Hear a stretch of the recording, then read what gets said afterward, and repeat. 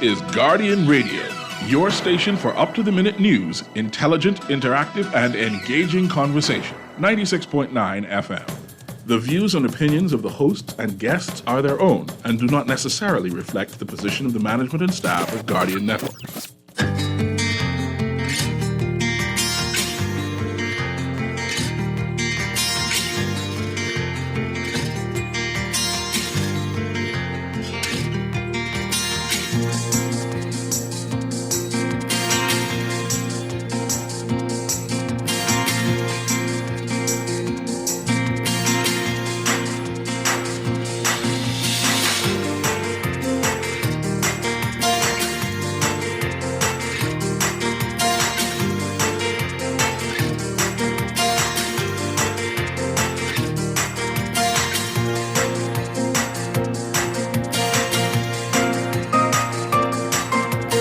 Good morning. The Director of Labor says Atlantis can't dictate to us, says no employer determines how the department investigates. Straw vendors hopeful the new cruise port will be good for business. And a postmortem of Bahamas Carnival. It's all straight ahead this morning. I'm Dwight Strachan, and this is Morning Blend. Wake up, it's a new day. Wake up, it's a new day.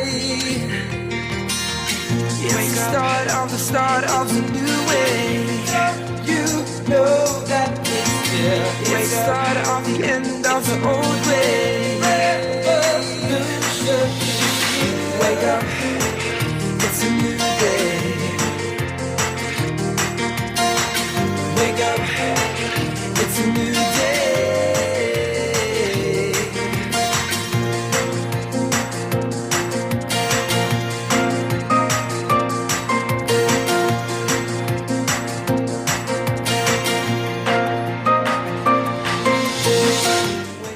Good morning again, Bahamas. It is Monday, May 22nd, 2023. This is Morning Blend on Guardian Radio 96.9. Again, I'm Dwight Strachan. This morning we have special guest co-host Angelique McKay. And as you said, more on Carnival a little bit later in the show as well. But first, it's time for the overnight, the latest breaking news from while you were sleeping and the top national and international headlines this morning.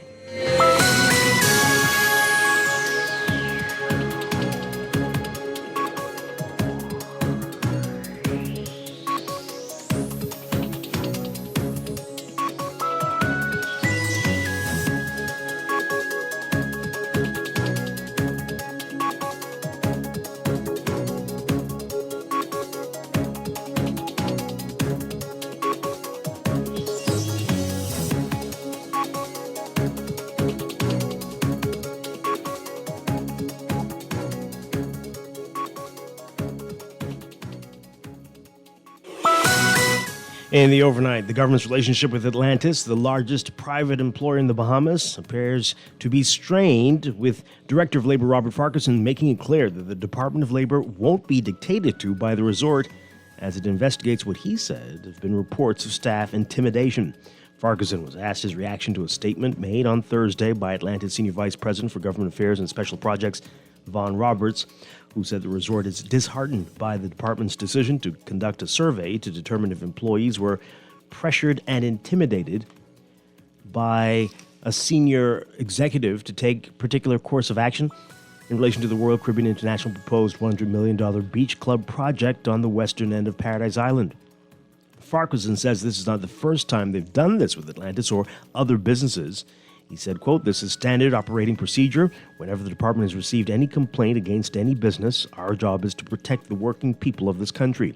If they call us today and they inform us that they are at risk, they feel that their job is at risk, our job is to ascertain the facts and, depending on what facts we find, to take corrective measures." Farquharson says they're not going to be guided by any employer and that no employer can determine how they investigate a matter. The Department of Labor conducted the survey from May 1st. Its data collection ended last night, we're told. Farquharson says they have received some data. In addition to the data, they've received a list of verbal complaints and written complaints, and they've interviewed over 20 people He said, quote, I personally interviewed 20 people at Atlantis, so we're going to combine those resources and we're going to submit a report to our minister hopefully sometime early this week. He declined to give any indication of what the survey results were showing.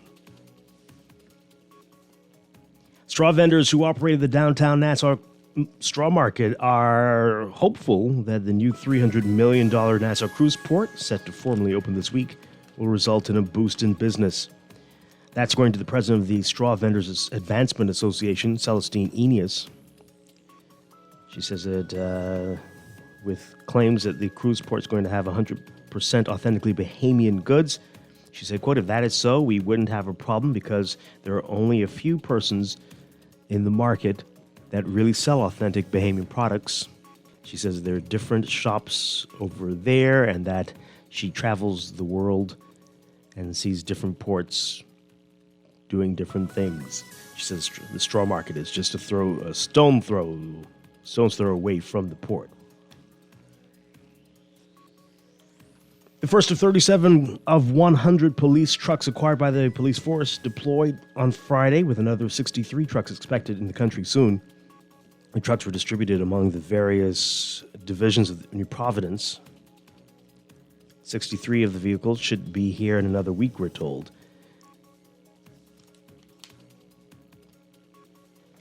Meanwhile, authorities have seized suspected marijuana valued at over $1 million 40 miles southwest of Crooked Island. This was around 1:30 p.m. on Thursday. Officers in the area observed a go-fast vessel with two men who, upon seeing the officers, began throwing the packages into the water. They say that as officers approached the vessel, the men sped off, triggering a short chase. Police say the men were apprehended and their 33 crocus sacks of suspected marijuana retrieved from the water. They were confiscated. The contraband weighed an estimated 1,142 pounds. Police say the suspects, ages 44 and 36, are Bahamians. The seizure occurred as part of a collaborative effort involving the DEA, the DEU, and the Defense Force, U.S. Customs and Border Protection, Air Maritime Operations, and the U.S. Coast Guard. Police arresting two men and a teen who they believe broke into a vacation home in Georgetown, Exuma, blindfolded two visitors and forced them to withdraw cash at a nearby ATM. Police say all three suspects, ages 26, 25, and 17, are known to police. One of the suspects is on bail for attempted murder and armed robbery and is being electronically monitored. Officers also recovered, we're told, a large amount of cash believed to be the property of the visitors, along with the suspected vehicle used in the crime. All of the suspects are residents of Exuma. And Police Force Commissioner Clayton Fernandez says the government's decision not to offer medical insurance coverage for dependents of law enforcement officers who joined the ranks after July 1st won't deter potential recruits. Fernandez says more than 600 applicants have expressed interest in joining the force's latest recruitment drive. The government announced a policy change earlier this month. The Police Staff Association blasted the move, saying it would negatively impact the future of law enforcement in the country. National Security Minister Wayne Monroe dismissed their concerns, though, saying the Police Staff Association didn't need to be consulted because no serving police officers are being impacted by the decisions.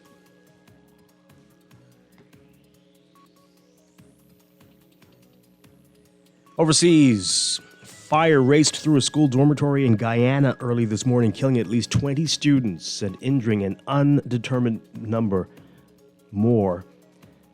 The Guyanese government saying in a press statement that the fire broke out in the dorm building of a secondary school in the city of Mahdia, about 200 miles south of the capital of Georgetown. The fire began shortly after midnight at the school that serves children ages 12 through 18. An official said it was too early to speculate what might have caused the fire. A local newspaper reported that the fire broke out in the girls' dormitory and that inclement weather was a challenge for those responding to the emergency by air. The opposition is calling for an in-depth investigation into the matter.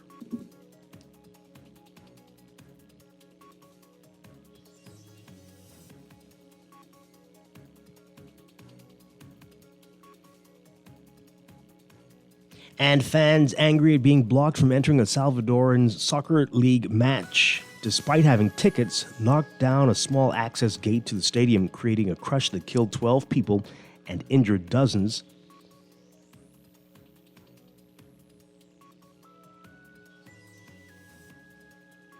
Play was suspended about 16 minutes into the match when fans in the stands waving frantically began getting the attention of those on the field and carrying the injured out of a tunnel and down onto the field.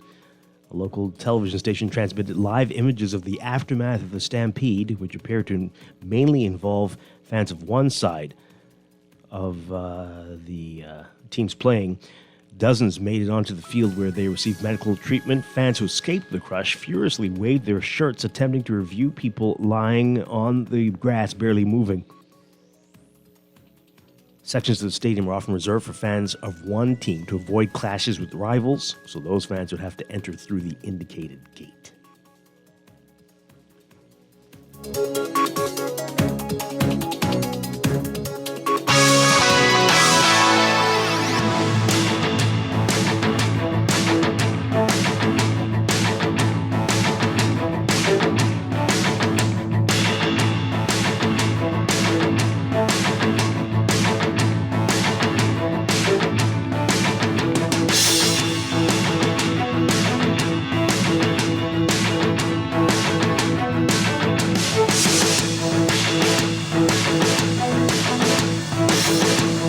In sports, the final Carifta Aquathlon qualifier, the 2023 Beautiful Bahamas Aquathlon, wrapping up on Saturday at the Betty Kelly Kenning National Swim Complex.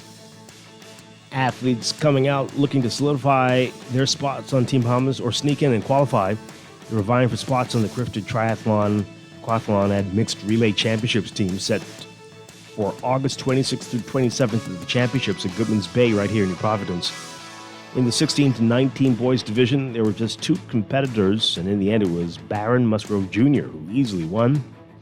Competed in a 1,000-meter run and 5,000-meter swim. Musgrove finished the race in 40:26 to beat Jason Cares, who clocked in at 46:09. In the girls division, Grace Farrington finished the race in less than 40 minutes. The former Carifta swimmer punched in a time of 37:12. She swam a time of 13:06 and finished the running portion in 23:23. Angela Knowles was second with 43:24, and finishing third, Sienna Culmer-Mackey, who posted 48:38. Read more in today's Guardian Sports section.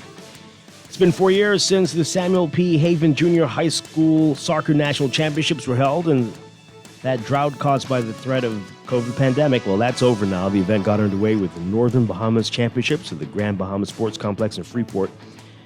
On Friday, the official opening of the competition is at the Roscoe A.L. Davies soccer field today. It was a one-sided affair on Grand Bahama in both the boys and girls division, as the Grand Bahamian schools won over Abaco.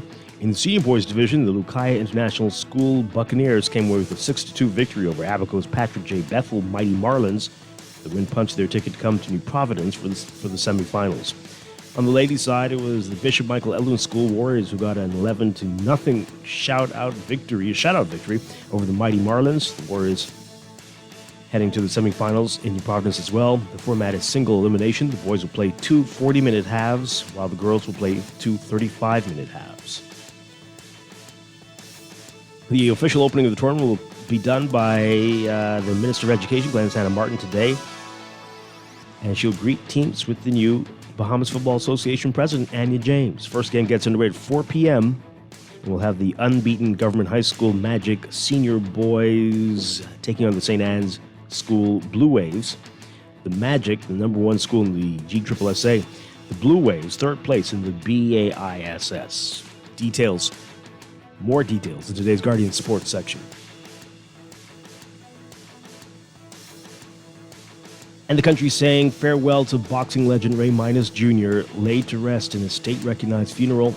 The boxing fraternity and sports enthusiasts in general turning out in significant numbers Friday, paying their final respects to a man many consider to be one of the top 2 greatest boxers in Bahamian history, Lorenzo Ray Minas Jr., honored with a state-recognized funeral at Kemp Road Ministries, laid to rest at Lakeview Memorial Gardens. Bahamian boxing legend, a former Bahamian featherweight, lightweight, and light welterweight champion, a former Commonwealth Boxing Council bantamweight champion, a former World Boxing Council Continental of America's bantamweight champion, and a former World Boxing Association Intercontinental Super Bantamweight champion, passed away at the end of April at the age of 58, suffering from ALS, also known as Lou Gehrig's disease.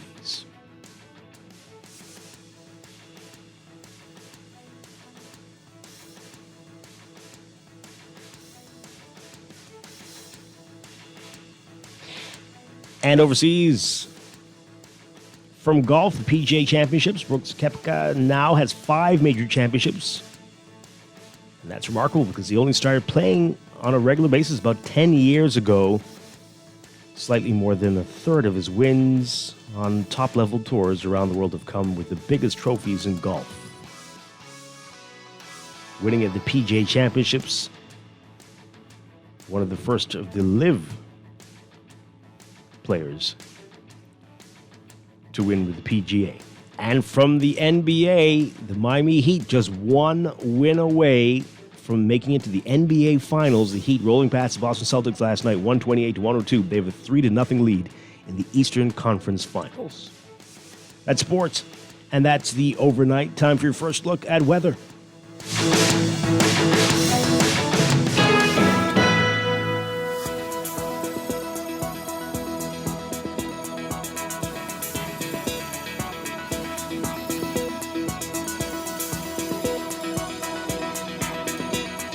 In your weather for today, we've got an area of low pressure located east of the Bahamas that's going to create some unsettled weather and sea swells throughout the islands as it moves north and northeast through the middle of the week. Mariners and residents should be alert for waterspout and funnel cloud activity, and beachgoers should be alert due to the moderate risk of rip currents along Atlantic-exposed shorelines. For all areas today, forecast calls for partly cloudy and warm conditions with widely scattered showers and isolated thunderstorms, becoming fair and warm with isolated showers or passing thunderstorm tonight. Gusty winds and higher seas are expected during showers and thunderstorms. Winds north to northeast at 10 to 50 knots, falling light and variable at times, remaining light and variable throughout the night. Seas 2 to 4 feet, but building up to 6 feet in northeasterly swells.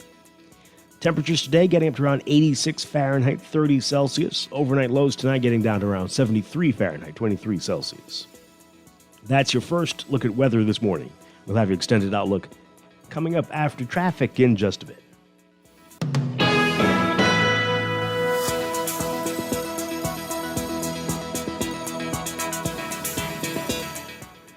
You're listening to Morning Blend. When we come back, we're discussing the day's top stories right here on Guardian Radio 96.9, your home for fresh news and smart talk all day.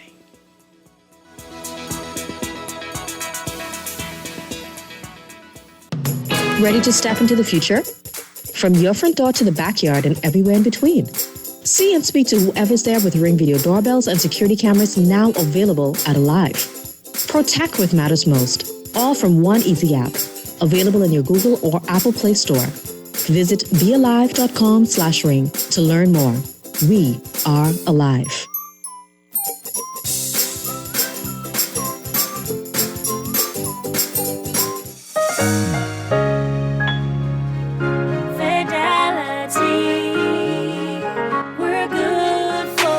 My business couldn't survive without my credit card machine from Fidelity. It's fast, convenient, and my clients love it. My sales increased, and I can track my earnings. Get your credit card machine from Fidelity today. Call 356-7764. We're good for you. The Access Accelerator Small Business Development Center is here to help small businesses throughout the entire Bahamas. To better serve you, we've made it easier to contact us. Call 461-7232, WhatsApp 359-0626 or 359-2394, email helpdesk@spdcbahamas.com, or submit a ticket when you visit our help center at accessaccelerator.org. The Access Accelerator, empowering small business. At Doctors Hospital, our lamp just got brighter. The Loyalty Advantage membership program now has 3 unique plans to choose from. From Lamp Prepaid with free prime care visits and service line discounts, Lamp Insured with copay waivers and zero upfront collections at the ER and inpatient services, or our new Lamp Access, a free plan that offers 10% off labs, pharmacy, and imaging. Lamp has a plan for everyone. To sign up, visit our website or give us a call. Doctors Hospital, trusted and best care now. When faced with an illness like cancer, we band together, and we at Cleveland Clinic in Florida have your back. From advanced cancer treatments to extra safety measures at all of our locations, we're with you on this journey. For every infusion and follow-up, for every step of the way, for every care in the world. Cleveland Clinic in Florida. Get the care you need when and where you need it. To learn more or connect with a local representative, visit clevelandclinic.org/Caribbean.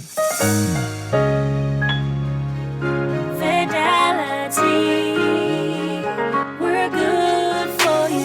Shopping is so rewarding with my Fidelity credit card. I get the best prices with price protection. Earn and redeem freedom points at my favorite stores. Get cash back. Plus, I booked a cruise. Get your Fidelity credit card today. Call 356-7764. Fidelity, we're good for you.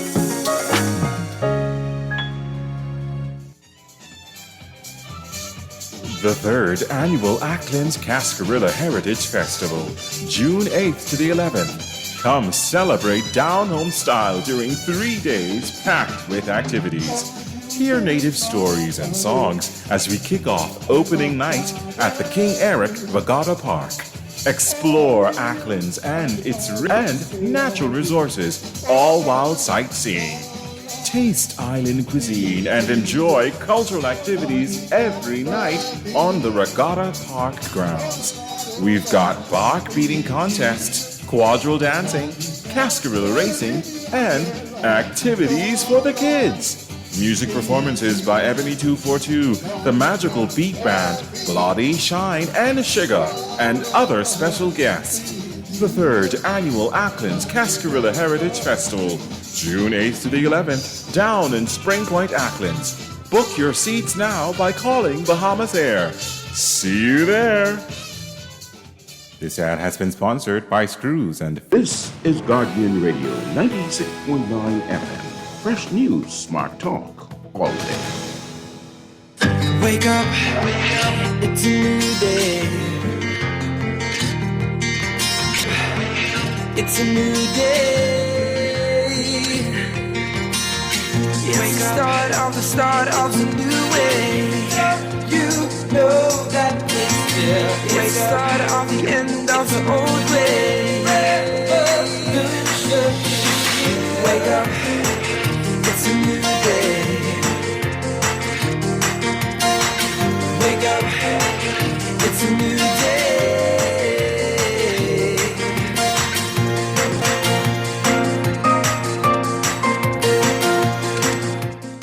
Welcome back to Morning Blend here on Guardian Radio 96.9. We are streaming live on GuardianTalkRadio.com and on the Guardian Radio app for smart devices. We're also on your televisions on Cable Bahamas Channel 969 and BTC Flow Channel 612. You can tweet us at MorningBlend969 or Facebook.com/MorningBlend969. Text us on the Guardian Radio text line powered by BTC 422-4796. Standard text rate supply. Drawn. Joining me now, my special guest co-host this morning, Angelique McKay. Angelique McKay, you're still going by Angelique McKay, right? I know you've got many, many fancy new titles now. Yes, you can call me Queen Mother as well, or Junkanoo Goddess. I answer to all three. Oh my goodness. Thanks for having me, Dwight. It is our pleasure, always a pleasure. And, we like to have you on. We talk about cultural events. And about that went over the weekend. It's a private event now. So, I mean, hey. But still, it says a lot about us and showcases a lot about us.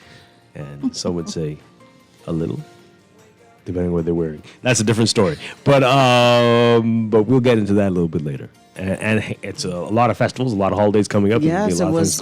And Carnival was Carnival. I don't know what you mean. A lot of people participated, but like you say, we'll get into that a little bit later. There's a lot more to talk about.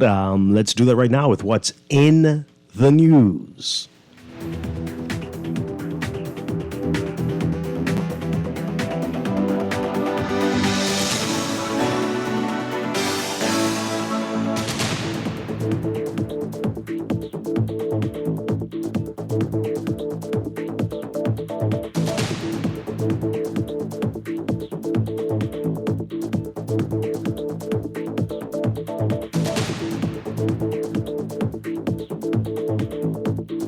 And in the news, you've got to pick up today's NASA Guardians. A lot in the papers today, especially in some of the other sections. As we mentioned earlier, Ray Minus Jr. laid to rest, boxing legend, honored with a state-recognized funeral.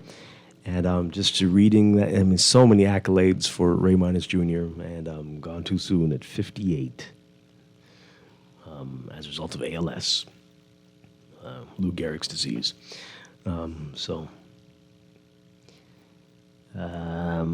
Again, read that story. It's in today's Guardian Sports section.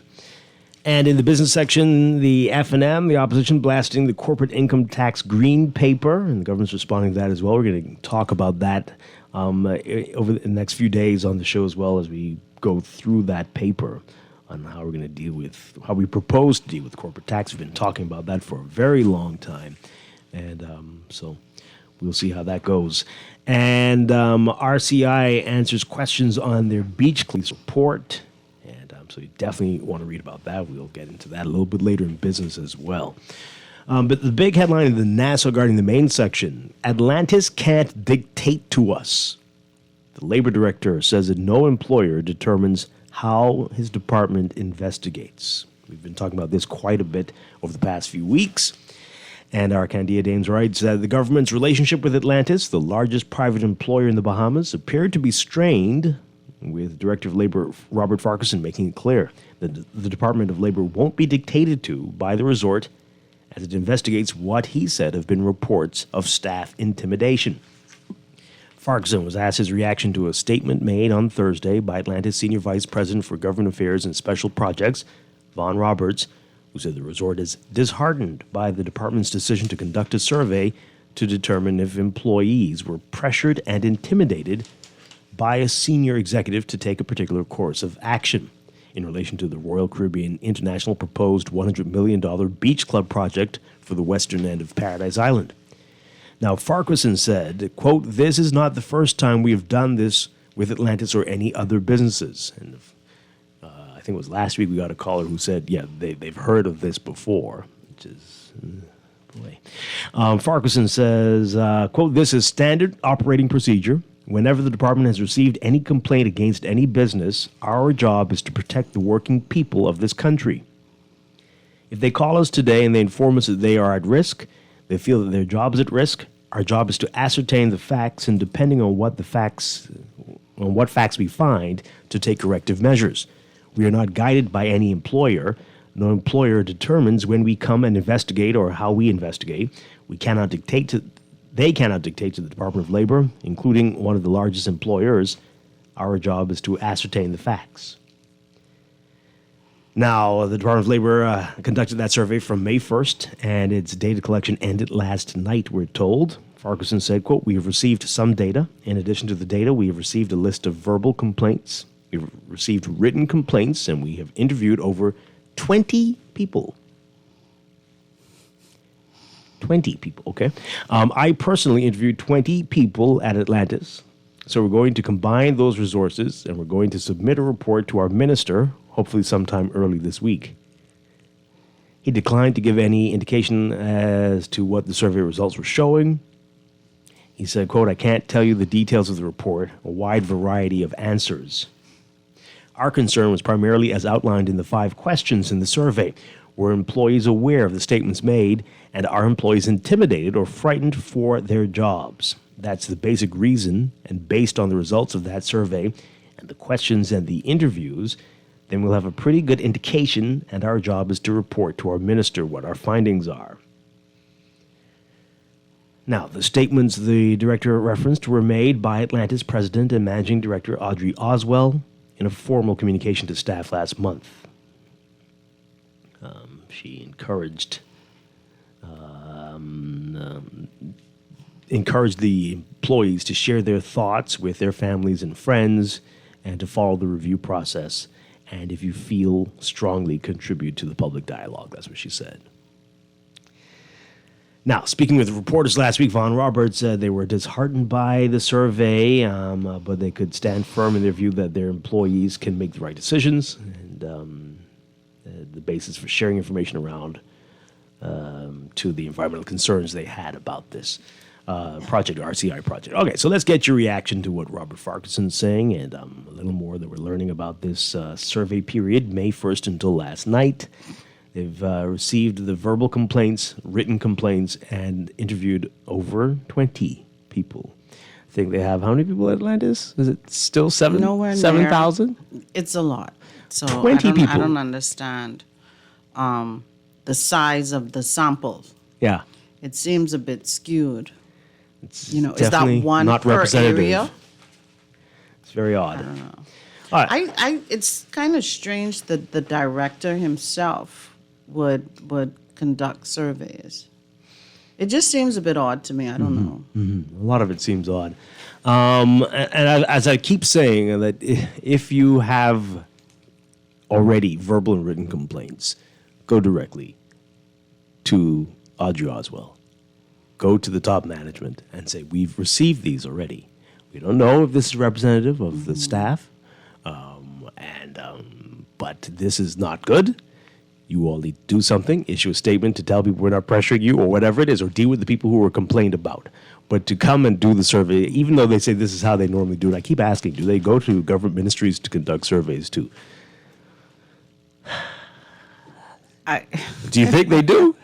Anyway. I've never been a part of one. That doesn't mean that they don't. Sure. Seeing that they did 20. That's true. You probably missed it. But anyway, let's get your reaction to it. Atlantis can't dictate. I don't think that's what they were doing. They're not trying to do that. But if you already have those written complaints and you already have the verbal complaints, do you really need more? Do you doubt the veracity of those complaints? What was the issue? Maybe there's a set number that they need before they can take action. Oh, okay. I'm guessing, Dwight. Uh-huh. I'm guessing. I'm not a statistician by any stretch. This is very odd. All right, let's hear what you have to say about it, folks. 323-6232. 325-4316. 325-4259. Call us toll free, 242-300-5720. It just seems like we want to have drama. Because this could be handled. It does seem a bit odd. And for so many people to have made the comment that it seems odd, and then we're being dismissed like, no, we do this all the time. Mm-hmm. Could I hear one or two of the other times? Yeah. What has come out of that? I want to know. You took it right out of my mouth. I want to know, what are the consequences if they get the kind of things that they're perceiving, which prompted this? Right. What are the consequences to Atlantis at the end of the day? Yeah, absolutely. Ha. Boy. Anyway. Caller, good morning. You're on the air. Morning, Dwight. Morning to your co-host. Hi, good morning. Morning. Morning. I applaud the director for doing what he's doing. I applaud him. Because even if it's one Atlantis worker complain, that would be good for me, too. I applaud them. It would be good. They're doing it in the diplomatic way. The Lyndon Finland used to say, get the hell out of the country. I am happy that they're standing up for the workers. And I applaud them. How can they go to the CEO who sent that letter out? How can they go to her? Who? How can who? I mean the workers. The complaint said they're being threatened by maybe the junior. Who said that they should? I am saying. I'm not saying someone has said it. I'm saying it. And once again, I applaud them for taking a stand. No matter how much employee or whatever, as a government, you still have to take a stand. And I'll end when I'll reiterate. Let me ask you a question. Lyndon used to say, get the hell out of the country. Okay, ma'am. Do you listen to anything that is said on the show other than what you've been fed from your party to spew out on the radio? Do you listen at all?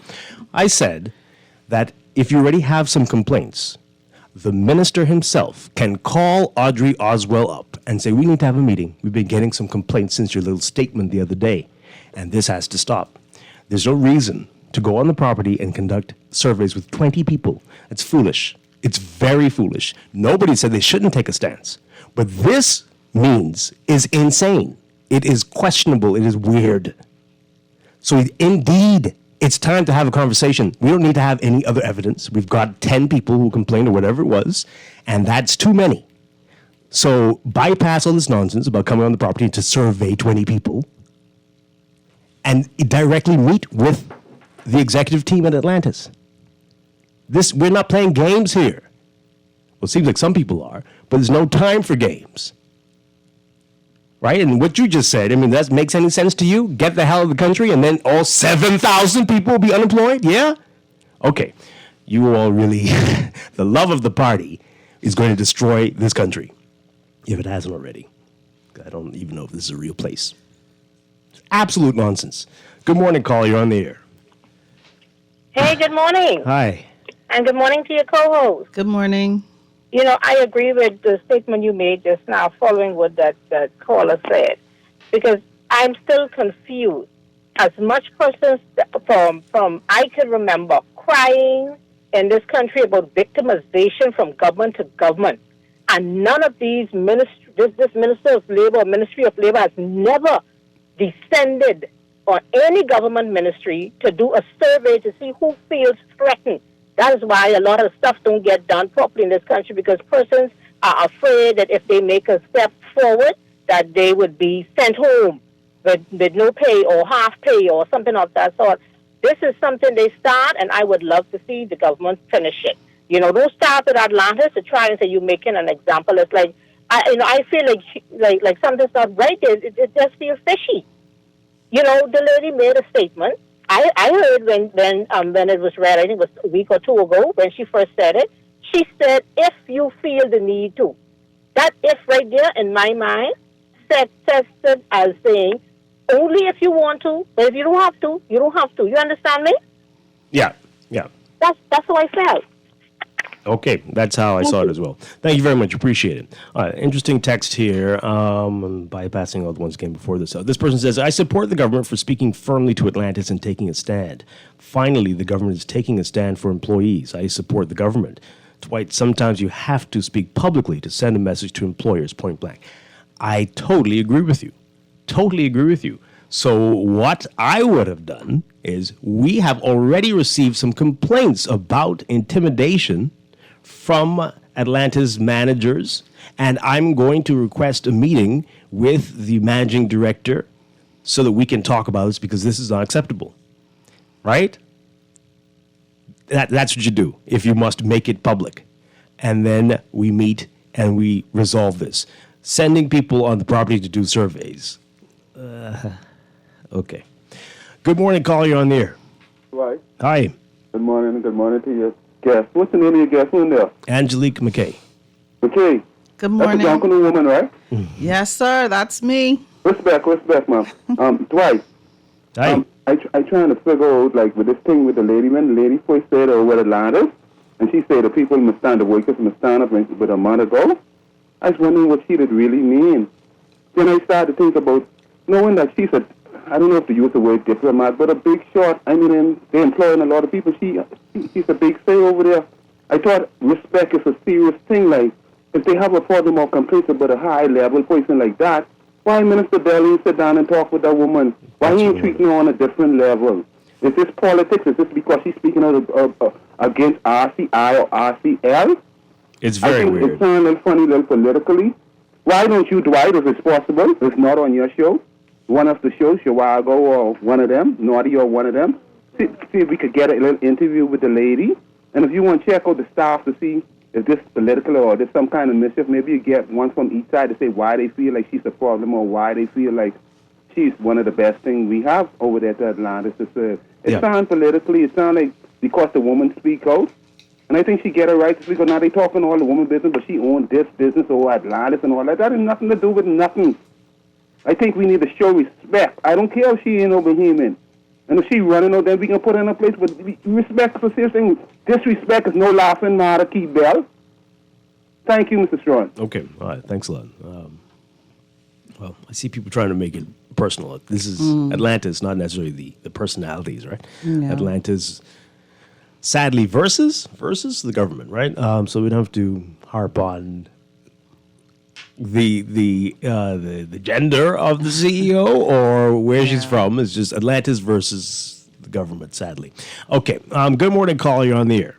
Oh, Uncle Tom, Dwight, you always... All right, please, for the love of God, that's Dave, who's been banned for his nonsense, right?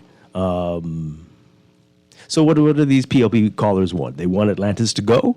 I don't know. Because it seems like this is the stupidness they're heading in today. I don't. Atlantis, I think, is now deeply rooted in the fiber. It's the second largest employer in the country. Deeply rooted in the fiber of the country. So, I refuse to believe that's it. Okay. I can't believe that. Some folks don't ever think clearly. Remember how hard it was during the pandemic when so many employees from Atlantis had, didn't have anywhere to go. So I don't think that's what they want. I don't think so, Dwight. But these folks, they were the same people who were angry about the Royal Caribbean project. But now because their party is behind getting to go forward, it's the best thing ever? Is that simple? That's how it works? I don't. Suddenly... Maybe you should ask the next one. No. That calls. I'd rather they don't. See. It's just insane. This is just wow. Have you ever loved anything? I know you love junk news. Yes. So never mind. I won't ask yeah. you. So I have yet to meet the thing that I love that much that I would just flip all over. Then you love something that you love. Think Come so? rush with me. Okay, we'll try it. I don't know if I want to be that much of an addict though. Yeah. Well, think about it, because once you dip your toe in, that's it. My dear Lord. Okay. This person says here, so are there employees from other companies that have complained about foreign leadership to the Department of Labor, or more specifically the director? Are they going to initiate surveys at these companies and make the results public?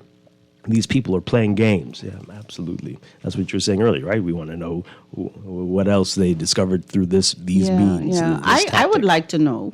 I'm curious, and like and what came one out of of the it? callers said, do they address all the complaints that are submitted with this type of energy? Yeah, and then when they find out that only one of the 20 said they felt intimidated. 2, because they were written and... Well, the 20 is outside of the written entity, okay, right? So of their new survey, in the 20, only one felt intimidated. And then what?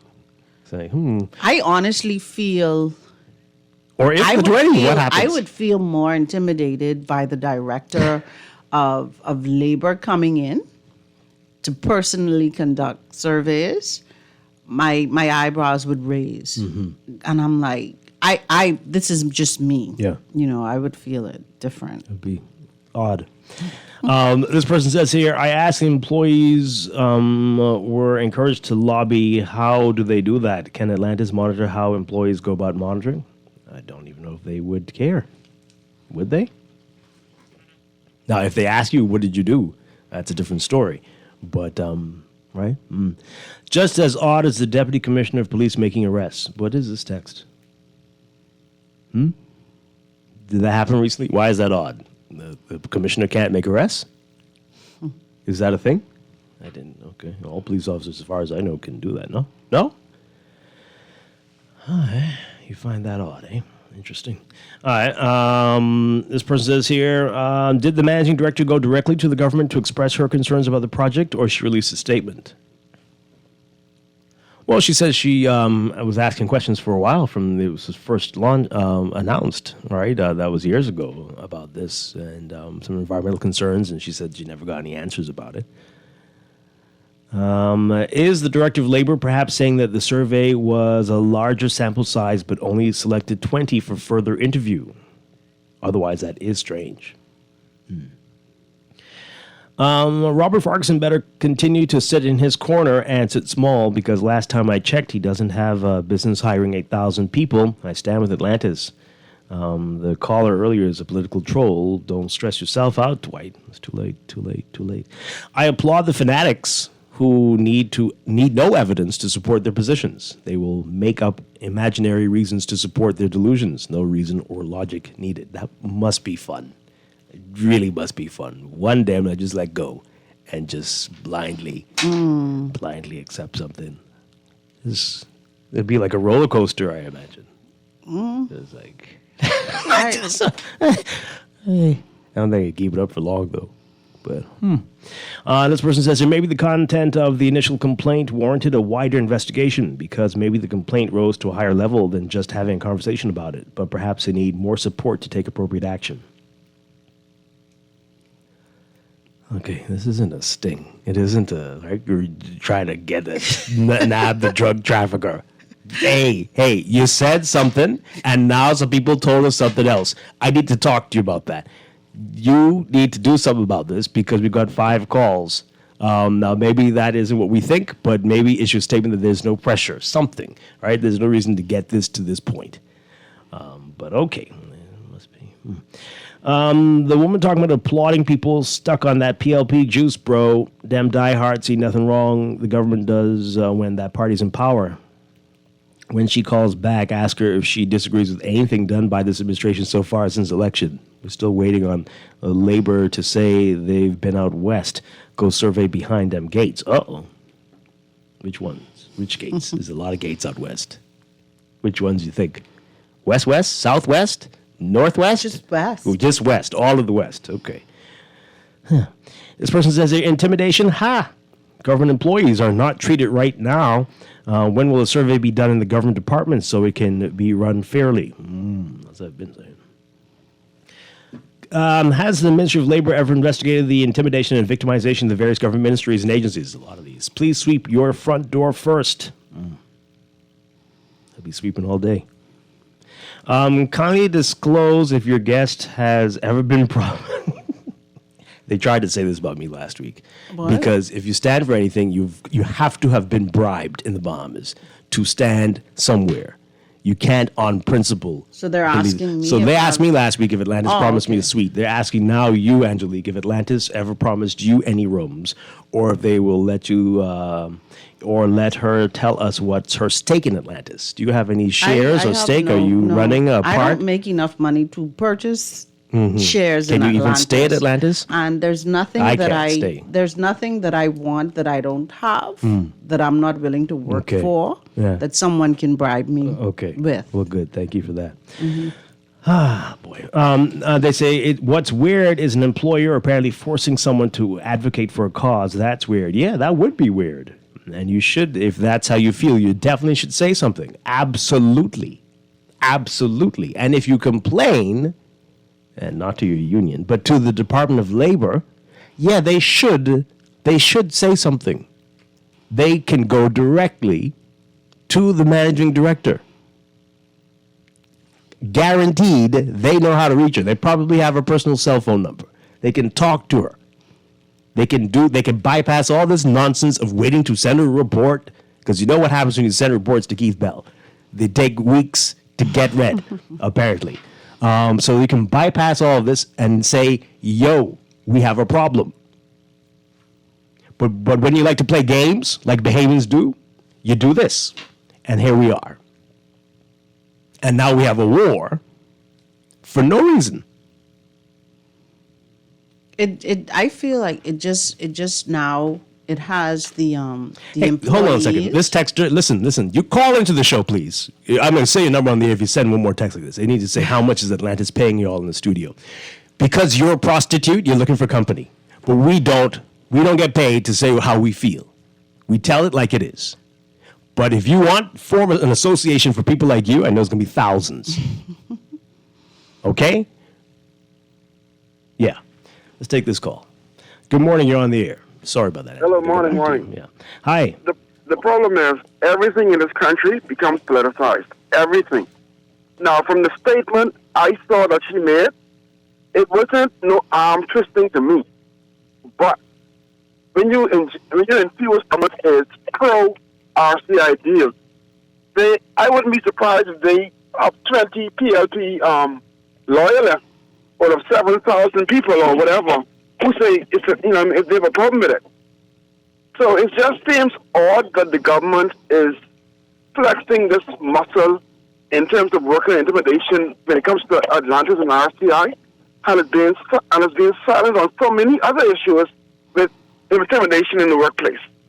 It just seems odd to me, but that's just my opinion. Okay, all right. Thanks a lot, Angelique. I interrupted you. What were you going to say? Do you remember? I can't even remember.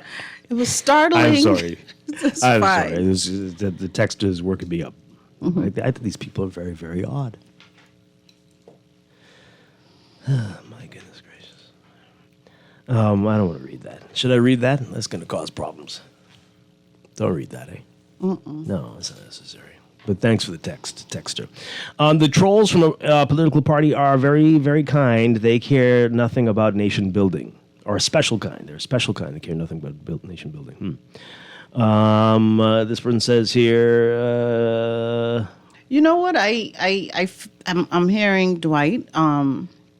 Some people find it difficult to believe, like you were saying earlier, that we have things that we fight for within our country and we don't need to be paid. Right. Because we're patriotic and love of country and we want things done right. It's impossible. And we're not afraid to ask a question or give our opinion, and it's not motivated by some external force. It's very alien to them. And what they're saying is alien to me. Yeah. Because I'm not understand it. surprised, knowing the history of the country and knowing how certain people talk and the flip-flopping that happens, right? Because one day you're on this side and the next day you're on that side, and like what changed? And probably money. So that's an epidemic in the country, and Sad. so clearly they think anybody who does something is being paid to do it, and so I get it, but when, boy, I mean, they It's don't even- offensive. That place doesn't even advertise with us. Oh, I mean, wow. The nerve, right? They barely. Well, not with the station. I don't know what the. So can you imagine? Boy, I tell you, all the little concerts. Not one ad. Not one. So Yeah. really. I mean, I But don't anyway. understand it. Sorry.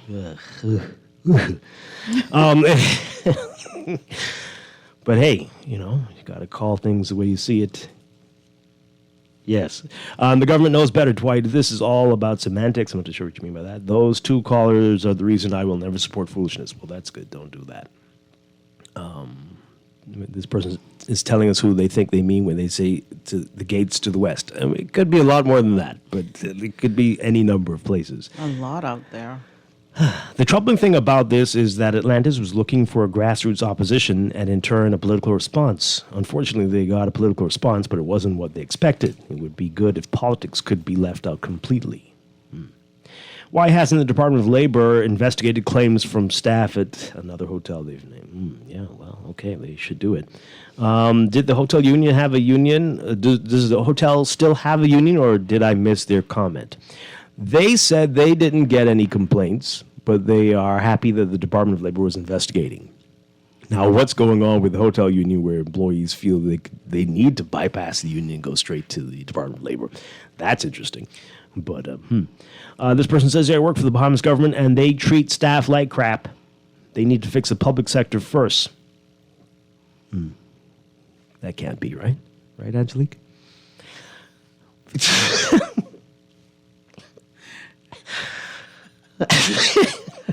Your taxers are just blazing it up today. If the government has a problem with Atlantis, then why not ask them to leave? Because they need Atlantis, like a newborn needs breast milk. This one says here, the cronies can't understand why you are not getting paid because they are getting paid. Yeah, of course. Everyone's looking for company. Let's take this call really quickly. We've got to go to a break. Good morning, caller. You're on the air. Good morning. What's up, Midway? Good morning. Good morning. Hey, listen, screw up as Keith Bell now for immigration right now. Can we trust anything that comes with a label? Yeah, man. Like, I mean, Has it been worse? It hasn't. It's been much worse before, I'm sure. Department, that ministry has been a challenge for decades. But it wasn't out there in the public. Now it's out there in the public. How messed up it is. No. In fact, I suspect it's less mixed up. It's been worse. It truly has been worse. But it has always been a challenge. Yeah, I just think this whole thing is just kind of questionable right now.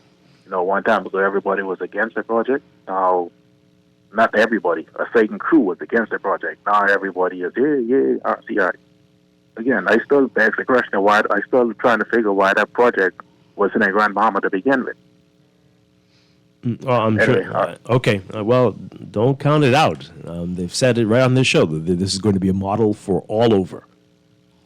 So don't be surprised if you hear. Remember, they were trying to get a hotel over there too. When you hear there are going to be beach clubs all over, especially since there's absolutely nothing to do in Grand Bahama. But anyway, let's go to a break. We'll pick this up on the other side. This is Morning Blend on Guardian Radio 96.9 on a Monday morning. Stay with us.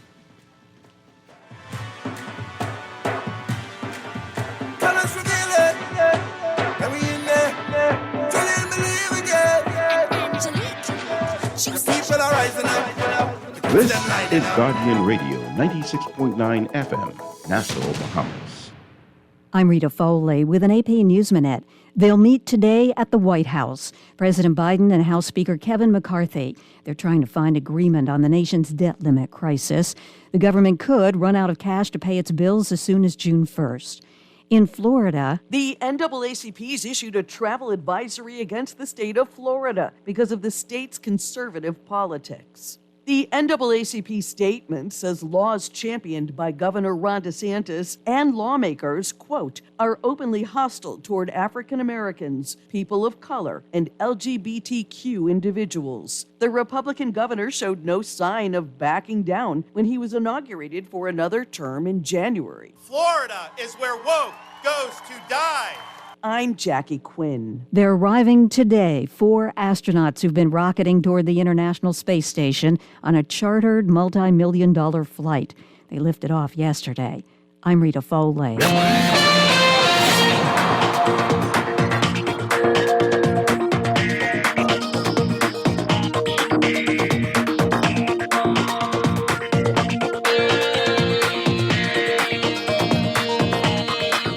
Time for your first good traffic for the morning, brought to you by RBC. Discover mortgage ideas shaped around you. In your real-time traffic at this hour, we are seeing heavy traffic on Milo Butler Highway as usual, and it's extending well south of the Fire Trail Roundabout. Well, starting from well south of the Fire Trail Roundabout if you're heading northbound, straight up to Tonic Williams Darling Highway. And the traffic is backed up a bit along around the Fire Trail Roundabout as well. Gladstone Road looks like a much better alternate route for you. As you get closer to Munnings Road, you'll see that heavy traffic in front of you heading up to JFK Drive. Carmichael Road westbound, seeing heavy traffic out to Coral Harbor Road. And there's some congestion on Cowpen Road near the intersection with Zion Boulevard, Blue Hill Road, and South Beach Road. Elsewhere, we've got Soldier Road, Robinson Road, that area looking really bad for you, especially Robinson between Soldier and Old Trail, and Prince Charles near Beatrice Avenue and near Fox Hill Road and Elizabeth Estates. Soldier Road northbound heading toward the intersection with Bernard Wolf and Village, and Eastern Road just east of Fox Hill up to about Johnson Road. Those are your hotspots right now. Building traffic at the Six-Legged Roundabout and at Saunders Beach West Bay Street eastbound, near the roundabout with New Providence Highway. That's your real-time traffic and your Morning Blend traffic alert brought to you by RBC. Visit rbc.com/Caribbean/home story to start your mortgage story today. We'll be back with more Morning Blend in just a bit.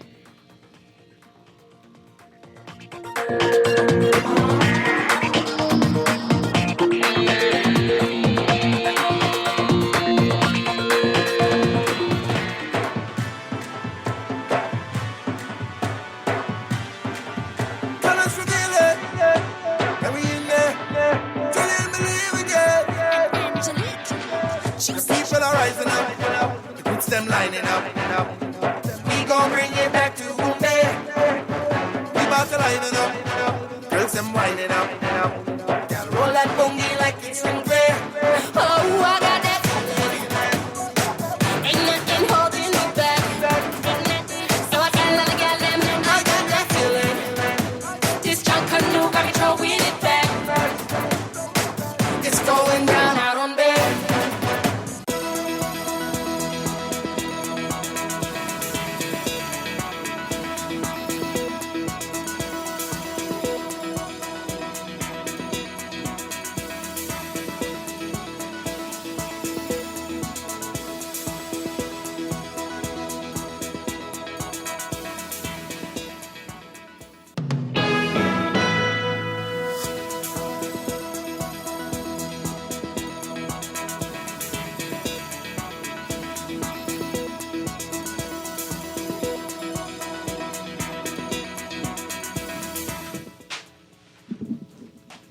Welcome back to Morning Blend here on Guardian Radio 96.9. We are streaming live on GuardianTalkRadio.com and on the Guardian Radio app for smart devices. We're also on your televisions on Cable Bahamas Channel 969 and BTC Flow Channel 612. You can tweet us at Morning Blend 969 or Facebook.com/Morning Blend 969. Text us on the Guardian Radio text line powered by BTC 422-4796. Standard text rates apply.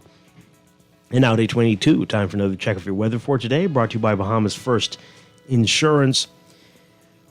Here's what's happening.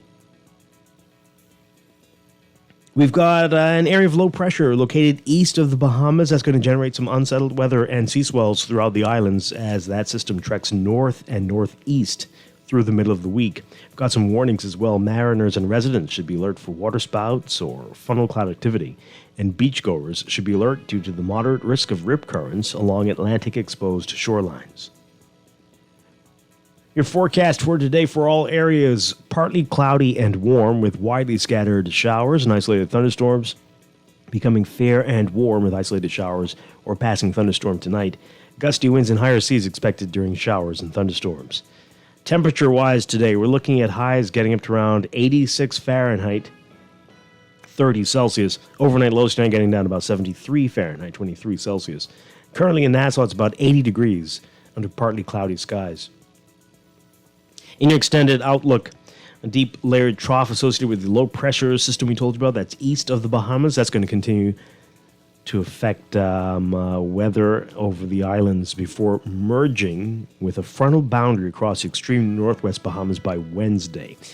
So, for tomorrow, Tuesday, we're looking at partly sunny, hot and humid conditions with isolated showers and thunderstorms. Then Wednesday, you're going to see a greatly increased chance of rain. That's going to head straight into Friday. And on Wednesday, look for cloudy to overcast and hot conditions with scattered showers and isolated thunderstorms in the northwest Bahamas. Partly sunny, hot, and humid with isolated showers and thunderstorms elsewhere. In the tropics, again, we're watching that low pressure system. It's located now about a couple hundred miles east of the northwest Bahamas. It has a very low chance, though, about a 10% chance of development during the next 5 days. Again, hurricane season starts in just a few days, June 1st. That's your Morning Blend weather check brought to you by Bahamas First Insurance. Visit firstonlineinsurance.com and select a Bahamas First agent to purchase, pay, or renew your car or home insurance 100% online, or just stop by any Bahamas First agent. Bahamas First, celebrating 40 years as the first Bahamian general insurance company. What's first for you comes first for us.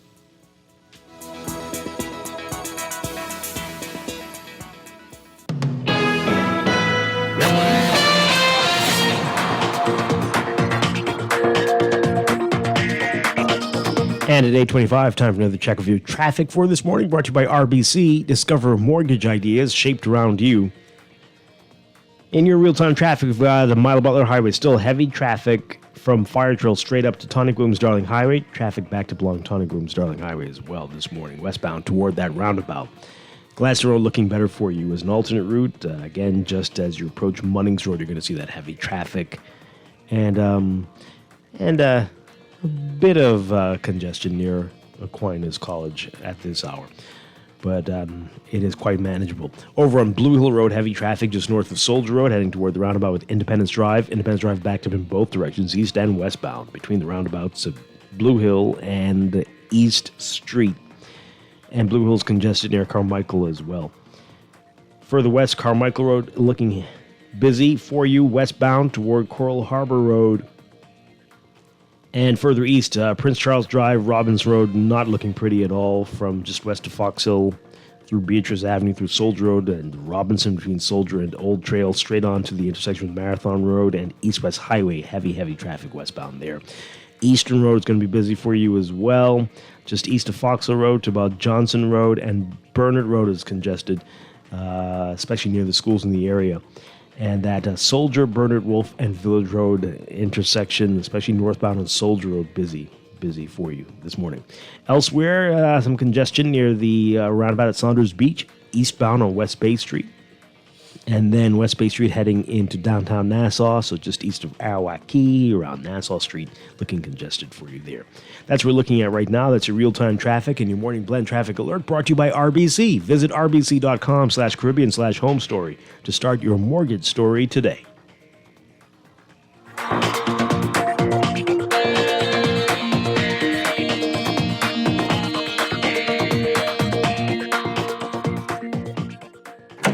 Everybody's idea of home is different, so every mortgage should be unique, shaped around you, flexible to move and change as you do. RBC will come to you to get you started and stay by your side to help guide you every step of the way. Visit rbc.com/Caribbean/home story and start your story today. Follow us on Instagram and Facebook at RBC Caribbean. Almost there. Sarge, that's you. Well, who else? Tell the truth. I thought a beige walrus was dying on the sidewalk. I prepared for my 4x100 meter debut. More like 1x1, because the other 99 killing you. Funny, the Bahamas games come in July 7th to July 15th, and Grand Bahama gotta win this. Well, you know that. Email info@thebahamasgames.org or call 322-1029 for more information. Which island is gonna win? Ready to save? You can put $100 into the CFAL Savings Express plan and make sure your money keeps growing. Earn interest on your savings while you're sleeping, eating, or standing in line at the bank. Ready to invest? Start by putting $1,000 into our mutual funds and earn interest there too. Because at CFAL, your interest is our interest. Visit CFAL.com to start now. CFAL, growing wealth for future generations of Bahamians. Total Auto Care on Howard Road offers fast, quality auto maintenance at the very best prices. Tune-ups, oil changes, brakes, suspension, wheel alignments, radiators, water pump replacements, and more. Need quality brand name tires for your vehicle? Tires that'll stand up to these roads? No worries. We supply Michelin, BF Goodrich, Bridgestone, Pirelli, and Toyo. We'll import them fast and install them for you at no extra cost. So when your car needs maintenance or quality tires, we're on Howard Road, just before Burger King. Come see us. Total Auto Care. Call us at 341-6599 or 341-2350. At Wendy's, we are different. We don't just use beef. It's fresh, never frozen. Our burgers are square because we never cut corners. Served hot off the grill with fresh lettuce, tomatoes, onions, and American cheese. We believe in fast food done right. Always serving fresh, never frozen beef. Order a hot, juicy Dave single, double, or triple. Made with fresh, never frozen beef. Now only at Wendy's. Different inside and out. Wherever you're headed, the Custom Computers Know-How team is standing by to help guide you in the East and the West. We now have 2 convenient locations on Patton Street in Palmdale and our newest store in the Caves Village Shopping Plaza through the Blake Road entrance. Discover the latest products by top international brands and the knowledge you need to unleash tomorrow's technology today. Drop by Custom Computers out east or out west. We're open Saturdays from 10 till 4. People, what you thinking? We want something different. People, what you wanting? We want local government. I can tell them no more slunking. We want to see it function. I can tell them no more joke. I forgot. Going down Blue Hill Road, going down Village Road, going down Nassau Road. We want local government. We want local government. It's the road. We want local government. Share the love. We want local government. We got call for local government. Sign the petition and find out more information at risebahamas.net. When faced with an illness like cancer, we band together, and we at Cleveland Clinic in Florida have your back. From advanced cancer treatments to extra safety measures at all of our locations, we're with you on this journey for every infusion and follow-up, for every step of the way, for every care in the world. Cleveland Clinic in Florida. Get the care you need when and where you need it. To learn more or connect with a local representative, visit clevelandclinic.org/Caribbean. Everybody's idea of home is different, so every mortgage should be unique, shaped around you, flexible to move and change as you do. RBC will come to you to get you started and stay by your side to help guide you every step of the way. Visit rbc.com/Caribbean/home story and start your story today. Follow us on Instagram and Facebook at RBC Caribbean. Take some advice from your Aunt Angie. Don't lie on your resume. Because if you say you've got trapeze experience, someone might shoot you out of a cannon and expect you to do a gymnast routine while flying through the air at 82 miles an hour. And just because you want to land on your feet doesn't mean you will. But if you're smart, you'll have CG Medical Insurance, so you get the best coverage for the price. Get the best coverage for the price. CG Atlantic Medical and Life Insurance. Good like that. All benefits are subject to policy provisions, including eligibility at the time of service. This is Guardian Radio, 96.9 FM. Fresh news, smart talk, all day.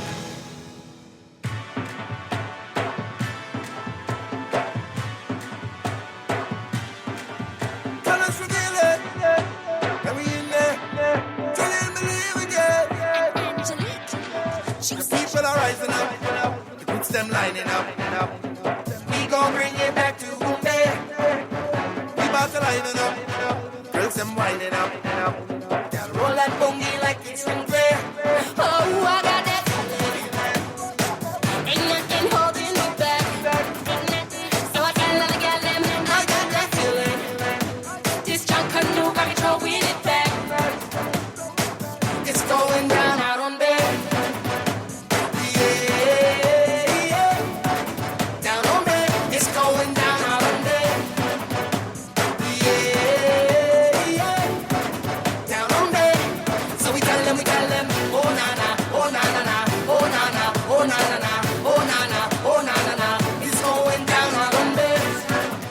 Welcome back to Morning Blend here on Guardian Radio 96.9. Dwight Strachan, along with Angelique McKay, my special guest co-host on this Monday morning.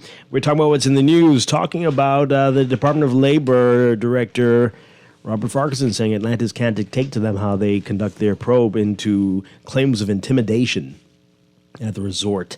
And so they're going to prepare a report based on their findings of the written complaints and the verbal complaints, plus the interviews with 20-plus people at the resort, the surveys they conducted, to find out more. The report will be handed over to the minister, and then we'll see what happens. Mm-hmm. So we're getting a reaction to all this, and this is the third week we've been talking about this now. I cannot believe that we're still talking about this. Boy, oh boy. Anyway, but yeah, let's get your reaction. You can call Is it in. a standard survey form? Or was this it sounds one like these were created? interviews. These were interviews. But you heard the questions. You heard the questions. Did you feel intimidated? Did you feel any pressure? That kind of thing. Interviews. So it wasn't even like you could be an anonymous, You could be anonymous without feeling, like you say, the pressure, not knowing where this information is going to go. But interesting stuff. Anyway, give us a call, 323-6232, 325-4316, 325-4259. Toll free, 242-300-5720. And tweet us at Morning Blend 969 or Facebook, or text us 422-4796. And we've been saying it because people seem to not hear. They only hear what they want to hear. But we said, if there were claims, if there were people coming forward, of course you have to do something. I think the survey is unusual, even though they say they've done this before. But the Director of Labor, and I'm sure of course the Minister of Labor, have a direct link to the Managing Director of Atlantis. There's no, right? I'm sure when each one of them call each other, there's no hesitation.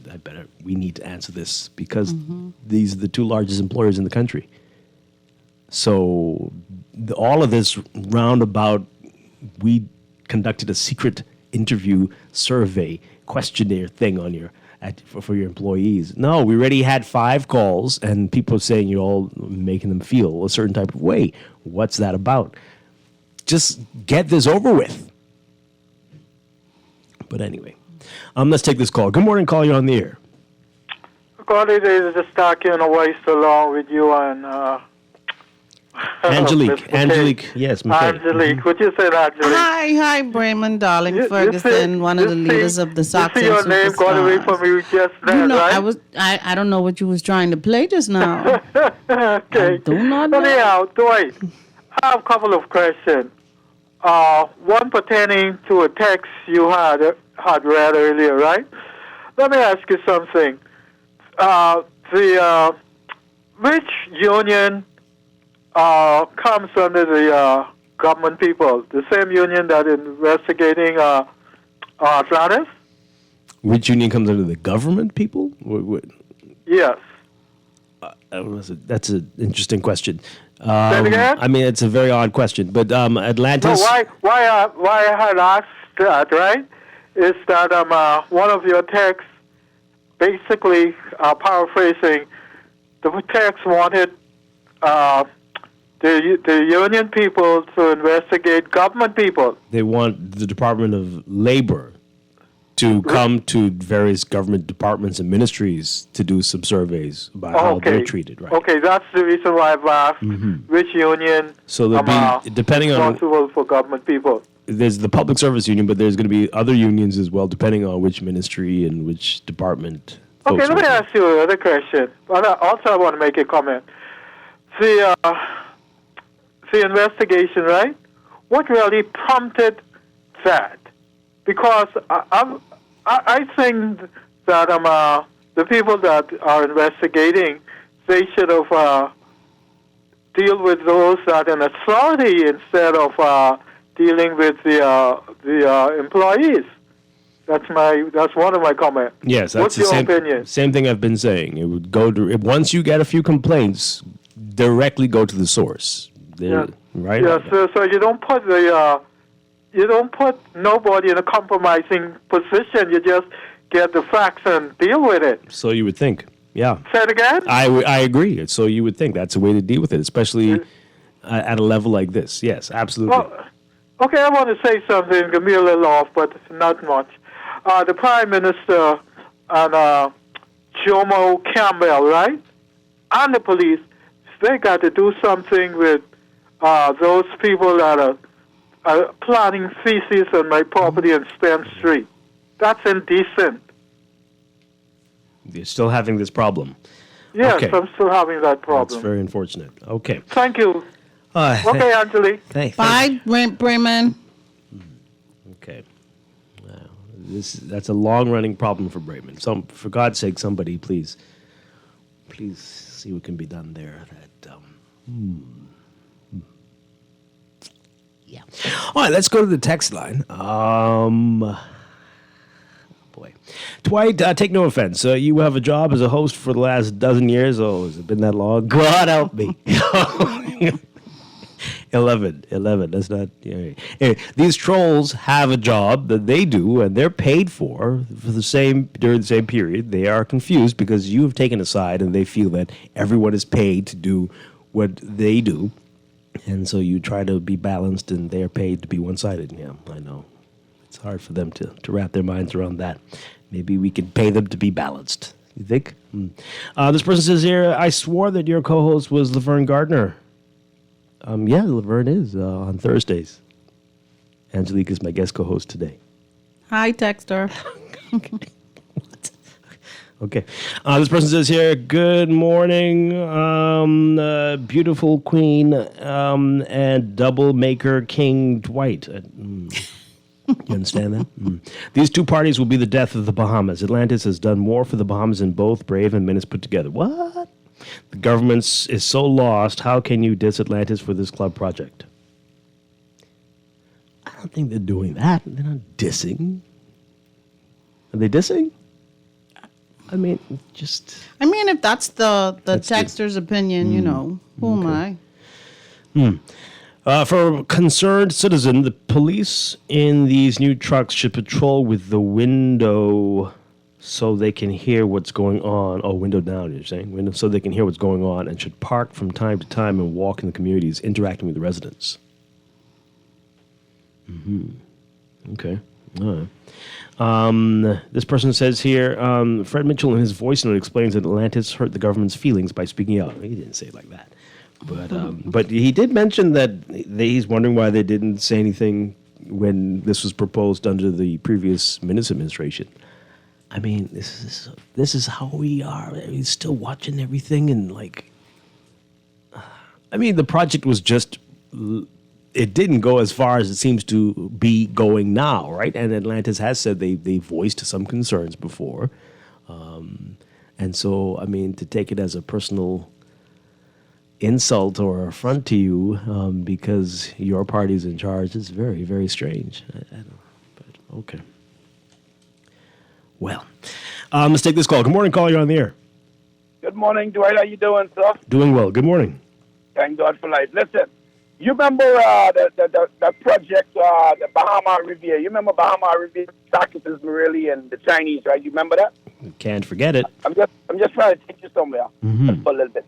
Okay, you remember when government stick their nose into that? You remember how that investigator messed up, right? And he had and the Chinese took over that thing. Well, okay. Every time I think government need to look at what they did in the past. I don't know whether it was the PLP government at the time or the F&M government, but I know they stuck their nose into that, and that cost that project. You know what I'm saying? The investor didn't get what you're supposed to get, and you know what I mean. Now they suing the government and they suing the Chinese. So I don't think the government need to get in the middle of fight. So that's the cruise ship fight, and that's Atlantis fight. So let them, you know what I'm saying? You don't get into that. Government, you need to be getting into that. Well, I mean, if there is evidence that employees have been intimidated to act a certain way, they do need to get into that. You know the government has the most pull. We all know that. The government always have the most pull when it comes to taking sides. You're going to have a lot of PLPs there at the hotel. Hey, they die hard PLPs, and that's how that thing goes. Oh. And they feel that the government will take care of them if they ever lose their job. You know how the thing goes. So that's what I'm saying. So the government will need to take sides in that. They don't just let it be an investigation, but don't try to coerce the people into saying what they want them to say. Them saying just to complete an investigation. Them saying. You think that's what happened here? Wow. Yeah, but and another thing too, I don't think the government should go ahead with that project. Which one? The RCI? Over by Atlantis. Yes, I don't think they need to go ahead with it because the cruise ship industry right now, they're just buying up all of our keys, and the government is leasing them out for 100 years. You know, if I can see the government leasing out these things for these, say, about 10 years at a time. You see what I'm saying? But you don't lease things, so, you know, you're just giving away everything that belongs to Bahamians. You know what I'm saying? You don't do that. I hear you. Yeah, so these cruise ship industries, they're already getting a lot of concession as it is right now, as we speak.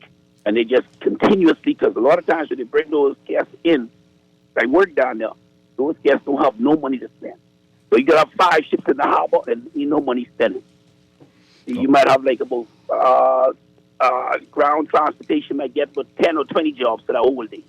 Okay. Yes, so, thank you. Thank you very much. Interesting. All right, so this is, someone says here, the survey was anonymous. Everyone was given a QR code, which was sequentially numbered, and it only asked if you were manager or line staff. Okay. Well, we'll see. We'll see. And we hope Department of Labor is listening because we asked some good questions earlier. You were asking, what happened with the other surveys like this that you did? What were the consequences? Did the employee thing, if it was found to be that based on the numbers that the people felt that they were handled poorly. What happens to an employer in that situation? Are they fined? Are they sanctioned? Are they made I have no idea. Yeah. Yeah. Pay? I would love to know. Do they lose concessions? I would love to know what happens if they find that they were at fault. What are the consequences? Yeah. The list of possible consequences. There has to be a level. One of the persons did this, 10, all 20 thought this, things like that. It would be good to know. Yeah. This person says here, ask Farquharson to think like an educated leader. Atlantis has 7,000 employees. How can she communicate with her staff on email and information boards? So where's the evidence? They have an investigation on 5, which is hearsay. Okay. This person says, so good to hear the Queen Mother co-hosting this morning. I think Guardian Radio should give her a cultural talk show. Is she hardly around here these days? I don't know. We don't have any shows that originate from outside of the country. Sweet Ghana. At the moment. Sweet Ahanta. Let's take this call. Good morning, caller. You're on the air. Well, good morning. Hi. As far as the Department of Labor investigating certain matters involving employers and employees, I know personally that they did it before in a government agency. Yeah, they interviewed somebody, made a complaint to them about the treatment that they was getting at a particular government agency by one of the senior persons, and they went in and they interviewed all of the staff individually, and that person was removed. Oh wow! From that department. Beautiful. But they're saying nothing new. Okay. Really, sometimes they do things, but don't come, or everything don't come to the media. Nice. But because it's Atlantis, one of the biggest employers in the country. But this was more than 10 years ago that they did it, and they removed the person after the investigation. They removed the person from under that department and transferred them someplace else. Excellent. So they say nothing new, and this type of thing we need to have happen. Yeah. Did you say this was about what, 10 years ago? You think it's happened recently? Have you heard anything recently? Well, I haven't heard. I mean, you hear people complaining about their managers and supervisors and the poor treatment they get in private and public places. So I don't know if these people just make complaints to the Department of Labor, but I know it happened. I know it happened for sure. Okay. Because it involves one of my family members personally. Interesting. And I gave them guidance on how to go about doing certain things. What do you think about this situation here? Do you think this warranted a survey, or did they have enough complaints to go directly to the executive team? But I mean, if they went directly to the executive team and they deny it, you think they're going to admit, oh yeah, we was intimidating the staff? Well, I mean, I'm sure they would deny it, but I mean, just okay, say, hey, so if they, if the someone, investigation, which should be neutral, and whatever way it comes out, that's how it should come out. Yeah, or they could have said, well, we think maybe you should issue a statement saying that I was not intending to intimidate anybody or to pressure anybody to do it, but if they feel, right, that's all I was saying. Perhaps. But Alliance can do that without the government prompting them. Sure. Well, they haven't. But maybe the government would if the government said something to them. See, public relations is a serious thing. If Atlanta's taking a little, whatever company, taking a little hit from this little bad public relations to intimidating staff, then it's up to them. They got a big public relations section in Atlantis that deals with certain matters. They could issue a public statement and say, if employees felt, they could issue to the staff first. If you all felt that we intimidated you, that was not our intentions. That's it. You quit 2 seconds at the computer, present up. So very true. Very good point. Very good point. Yeah, let's see what happens. Thank you very much. All right. We'll take one final call on this. We've talked about this far too much now. 3 weeks of it. And we need to move on. All right. But let's take this call. Good morning. You're on the air. Hey, good morning again. Hi. I was listening to what the gentleman said just now, and I like the sound of that. We've been having the complaints about victimization from government to government for years. So if they are doing that in the government at a higher level and deal with the persons who, like when the government first coming in, those persons they bringing in with themselves, how they treat the staff. I think they need to do a survey. Labor Board needs to do a survey with that. Okay. All right. Thank you very much. Sounds like you just need to go around to every company and start asking people how they feel about certain things. Labor mood survey, maybe. I don't know what you call that one. We're going to take a break. When we come back, straw vendors and the new cruise port, what they're saying about the potential impact on their business when that opens in a few days. And then we'll get into Carnival and more, leading into our business hour. A lot more Morning Blend on this Monday morning. Got my co-host Angelique McKay with me this morning. Stay with us. Away from here,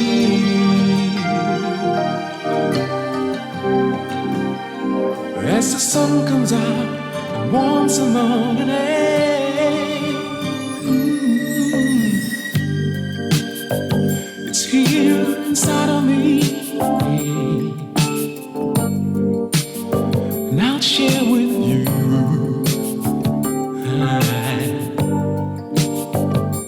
If you just believe, it'll all come true. So true, baby. Hey, won't you take my hand and we'll go laughing merrily, sailing on the summer breeze is how we leave the world behind. So much deceiving's got you feeling down. You must believe the future lies in paradise. Ooh, there's not a single teardrop to be found in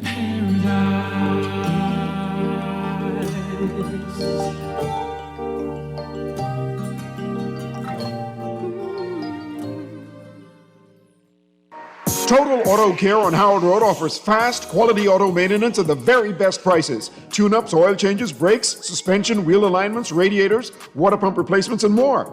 Need quality brand name tires for your vehicle? Tires that'll stand up to these roads? No worries. We supply Michelin, BF Goodrich, Bridgestone, Pirelli, and Toyo. We'll import them fast and install them for you at no extra cost. So when your car needs maintenance or quality tires, we're on Howard Road, just before Burger King. Come see us. Total Auto Care. Call us at 341-6599 or 341-2350. It's been 35 years since Custom Computers was founded, and we'd like to celebrate that milestone by thanking you, our clients and customers. You've inspired 35 years of expert service and support, partnering with the world's leading brands like HP, Apple, and Microsoft. We take pride in setting the bar for what you expect and deserve from a homegrown Bahamian business. We're here to serve you when you need us, so call 396-1101. Custom Computers, raising the standard since 1987. Almost there. Sarge, that's you. Well, who else? Tell the truth. I thought a beige walrus was dying on the sidewalk. I prepared for my 4x100-meter debut. More like 1 by 1, because the other 99 killing you. Funny, the Bahamas games come in July 7th to July 15th, and Grand Bahama gotta win this. Well, you know that. Email info@thebahamasgames.org or call 322-1029 for more information. Which island is gonna win? People, what you thinking? We want something different. People, what you wanting? We want local government. I can tell them no more slunking. We want to see it function. I can tell them no more joke. I forgot. Going down Blue Hill Road, going down Village Road, going down Nassau Road. We want local government. We want local government. We want local government. Share the love. We want local government. We got call for local government. Sign the petition and find out more information at risebahamas.net. This is Guardian Radio 96.9 FM. Fresh news, smart talk, all day.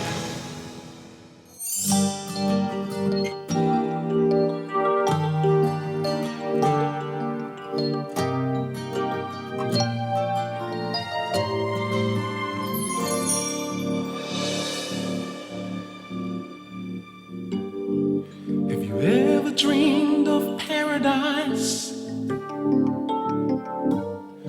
It's a long, long way from here. If ever you decide, I'll take you there. We're back here with Morning Blend on Guardian Radio 96.9. Dwight Strachan with my guest co-host today, Angelique McKay. We're talking about what's in the news. All right, so the countdown is on to the opening of the Nassau Cruise Port. Years in the making, and it is looking beautiful from the pictures, the images we've seen. You've seen the aerial shot. You've seen that, the drone footage. Yeah, I've seen a lot of stuff. I still, my questions surround the Junkanoo Museum part. Yeah, I haven't gotten any concrete answers, but I've been asking questions. You'll find out soon. Soon enough, I guess. Yeah. I heard. Are you invited to the grand opening? something like that. Yeah. I'll follow you. Go live. Yeah. Okay. Well, you'll hear more soon. But I think some things have been said about what that is, what they're doing there. It's supposed to be. I heard Arlene Nash Ferguson on another show here on Guardian Radio talking about it and about how it's supposed to whet your appetite to go over to see the other Junkanoo museums on the island. So it'll be a little taste. So it won't be there To be a part of supplant. other Junkanoo interactive things. Yeah.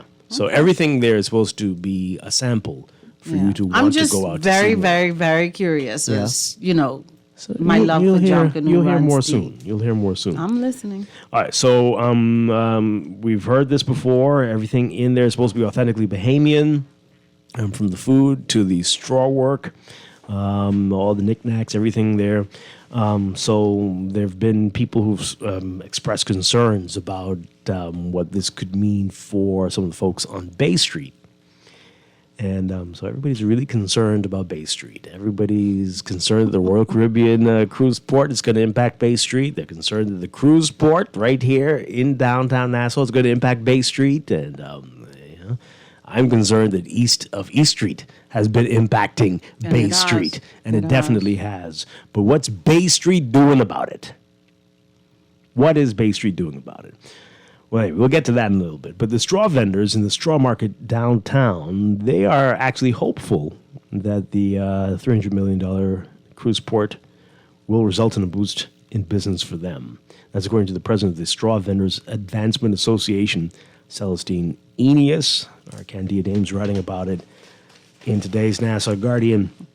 So hopeful, that's interesting, right? So Aeneas telling the Nassau Guardian, quote, they say by the cruise port is going to be 100% authentically Bahamian. If that is so, we wouldn't have a problem because there are only a few persons in the market that really sell authentic Bahamian products. Let's read on before we, because that I don't understand, but let's read on before we, right? But let's see where she's going. She says, quote, they say there are different shops over there. I travel around the world and going different places and seeing different ports, how everything is changing. But this port should be able to bring business to us because they're supposed to have, according to what they say, a walkway that leads straight to the market. The straw market, okay. The straw market is not too far, sure.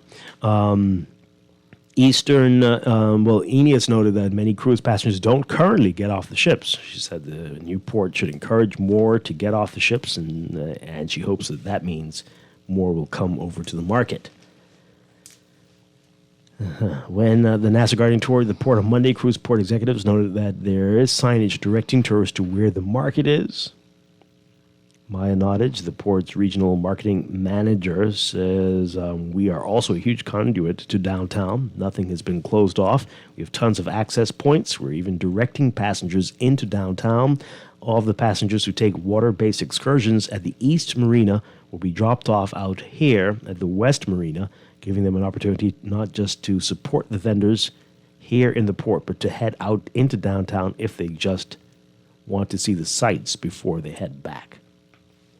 Now, this is also what Royal Caribbean said, and we were trying to understand it when they said it. When they were on the show a few months back, they said that in order to get to their proposed beach club, the passengers would have to go through the straw market.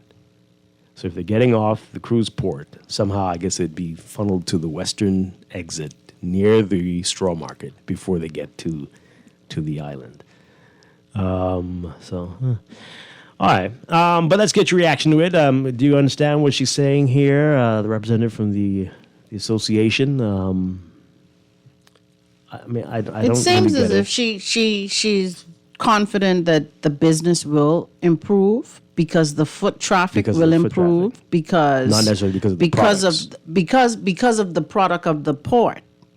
That people will come off to view that and in turn come. That's what I understood by what you read. So just now. They'll pass by the authentically made, authentic Bahamian and products. There's only a few of those spaces there, so Right. they'll get And a so larger offering when they come. Not quite authentic, not entirely authentic Bahamian products. Well, I hope the vendors understand that there's going to need to be something that will wow and pull these people to purchase, not just the foot traffic alone. There has to be a product offering that will entice them to spend their money. And with a lot of the cruise ports throughout the region, it's just a lot of similar things with a different name on it. And if we're not the first stop, funds won't be so easily dispersed for a product that's so much similar to another port. Yeah, absolutely. Absolutely. Okay. I wish them all the best. This is a nice straw picture that it's you very have nice. In the paper in today. the papers, yeah. But as you said it very well, right? You need to be able to offer something unique. I think if it's authentically Bahamian or entirely Bahamian, that's going to be possibly more appealing than something that I know for me, is sourced from to elsewhere. go through the straw market, I would get a portfolio before I get one of these straw baskets. Because I feel like I would get more use out of it than this basket. So yes, we have straw things. Like I'm hoping that they would do some research onto the types of products that will move easier. That will pull people in more. You think they've ever done that before? I mean, it's a great idea. Like Maybe asking they the have. tourists there. I don't know. Yeah, that's a great idea. Boy, all right. One final text is before we go to the news. This person says here, this is back to Atlantis and the government. Is this thing called intimidation defined in law? Is intimidation a crime, a tort, or undefined in law? How do we know when intimidation occurs, and does it have to be willful? Also, there may be an issue here of defamation by labor against the managing director at Atlantis. Yeah? Well, I mean, okay. I mean, that's a reach. I hear you. I hear you. You want to squeeze that in really quickly? Yeah? Let's do that very quickly. Caller, good morning, really quickly. Good morning, caller. Good morning, Dwight. How you doing? Doing well. Dwight, most of us were born here and we've been down Bay Street all our life. When I passed on Bay Street, I like the caller because I didn't see people walking around and stuff like that. Other than the straw market, most of the stores I see, like the jewelry, the diamonds and the rings and chains and stuff, the jewelry stores all over Bay Street. Most of the stores are empty. I don't hardly see people in those stores. Most of them, I see the clerks and the workers standing to the door or maybe outside the store. Because when we travel, most of us when we travel to Florida and stuff, we know we go in to buy things. We don't produce nothing here, not even our own food. We go in to buy food, we go in to buy clothes, we go in to buy shoes, we go in to buy something. Most of those people that come off those ships and come to the Bahamas, they ain't coming to buy that. Because where they come from, they have everything. They produce everything. Most of the stuff we sell comes from the countries they come from. Very little other than the straw baskets. The hats are made here. That might be the only difference. The T-shirts, who really needs a T-shirt? Unless you want a T-shirt for something in the Bahamas. I've been in the Bahamas. But where you go, you can get T-shirts in Florida, but then you need T-shirt here for. Yeah. All you got downtown is the straw market, T-shirt shops, jewelry shops, and all these other stuff you can buy where they come from. They come on a cruise. Yeah. They ain't come to spend no money other than they go to McDonald's to get something to eat. Because everything else is on the boat. So they need to, like the lady just said, they need to find a new product what these people can spend money for. Absolutely. You ain't gonna spend on something right across the road where you live in Florida. You can go get a T-shirt. Yeah. These people looking for experiences. They want something unique, something different. That's what I'm saying. They're looking for something unique. You go down Bay Street, most of the stuff we sell to the tourists is stuff we import from China. Yeah. Around the world. Very we import stuff from America to sell back to the Americans. That don't make no sense to me. Have a good day. I agree with you, yeah. We've been saying this for decades. Decades, right? The pubs, the restaurants, the clubs, the lounges where live music, right? Theater experiences. These are the things that people want that they cannot get it elsewhere. But we I mean, is it we just don't care? Is that what it is? We care, but it's been enough. You know, it seems as if we're stagnant, but it's comfortable. Mm-hmm. This is intentional persons now, don't- though. It's got to be intentional. You've got a whole blank canvas with east of East Street. I mean, I was counting it the other day. It's at least 50 abandoned buildings. I remember at one point when I approached one of those vacant places for Junkanoo Commandos so that we could have Junkanoo costumes on display in the window. They wanted to charge us, and we weren't getting any revenue from it. And it was a ridiculous amount. Do you remember So what it was?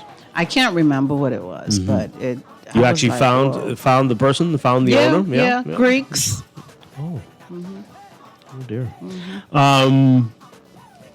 I might see if we can get you to say the name when we come back. This is Morning Blend on Guardian Radio 96.9. Stay with us.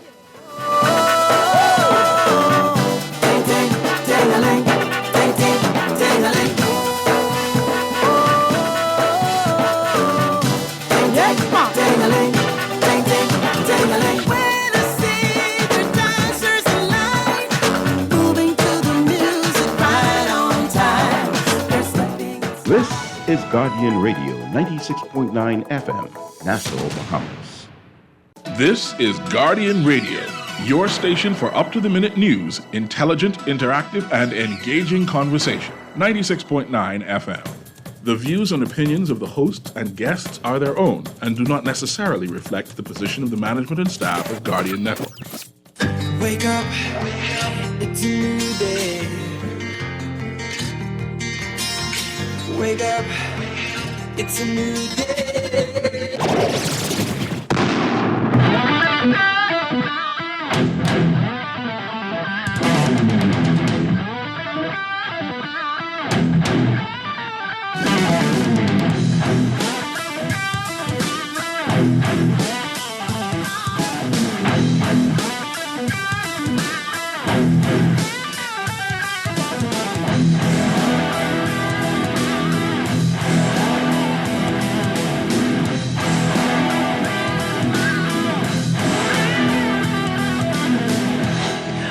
Welcome to Morning Blend Business on this Monday, May 22nd, 2023. Welcome back to Morning Blend listeners. Once again, I'm Dwight Strachan, along with Angelique McKay, my special guest co-host this morning. And in this hour, we're going to be talking about a lot of business issues, including what we started off talking about just now, the straw market and downtown, and with so much, I guess there's a lot of, the spotlight is on downtown now. As there's external pressure. I guess, can you call the cruise port? I mean, that's part of the revitalization, supposedly, of downtown. The cruise port, and lots of attention on what Royal Caribbean has proposed to do for Western Paradise Island. A lot of that in response to a lack of activities for visitors in the downtown area. And so there are concerns about both of these, siphoning visitors away from Bay Street and some of those surrounding streets. And so we're getting, we're going to talk about that. And also we'll get into Carnival, which is this weekend. And if that is doing what it's supposed to do, was it just now a party? Is it just a regular party event? Is it not going to really be anything? Is it not supposed to be anything to attract people to the country? Are we getting people coming to the Bahamas like we initially proposed it to be? To come to the Bahamas to experience something uniquely Bahamian. So we're going to be asking, what is the point of it all? So we'll get to Carnival in just a few minutes, but we've been talking about downtown. This is an interesting text here. This person says here, I'm thinking about selling Bahamian drinks and pastries downtown at a cart. Do you think there will be any problems getting a vending permit? Yeah, probably. Probably. I'm just being negative though, but I mean, it sounds like a great idea. I think that might be an issue too, because they're gonna say you can't be on the sidewalk, probably, Why? and then you want to go through a side street. I'm thinking it may be a problem too, and I don't think I'm being negative. Because We still have the Nassau Downtown Partnership? I think that operates through the Ministry of Tourism. No, not the Ministry of Tourism. I don't think so. But we do I have think it. It's Randy still, Roll is the key person for things on Bay Street at the Ministry of Tourism. That's a new post for for him. But the Downtown Nassau Partnership still exists, definitely. But the fact that every city in the world has those things and Nassau doesn't, I'm sure you aren't the first with that idea, and obviously there's a reason why there aren't any.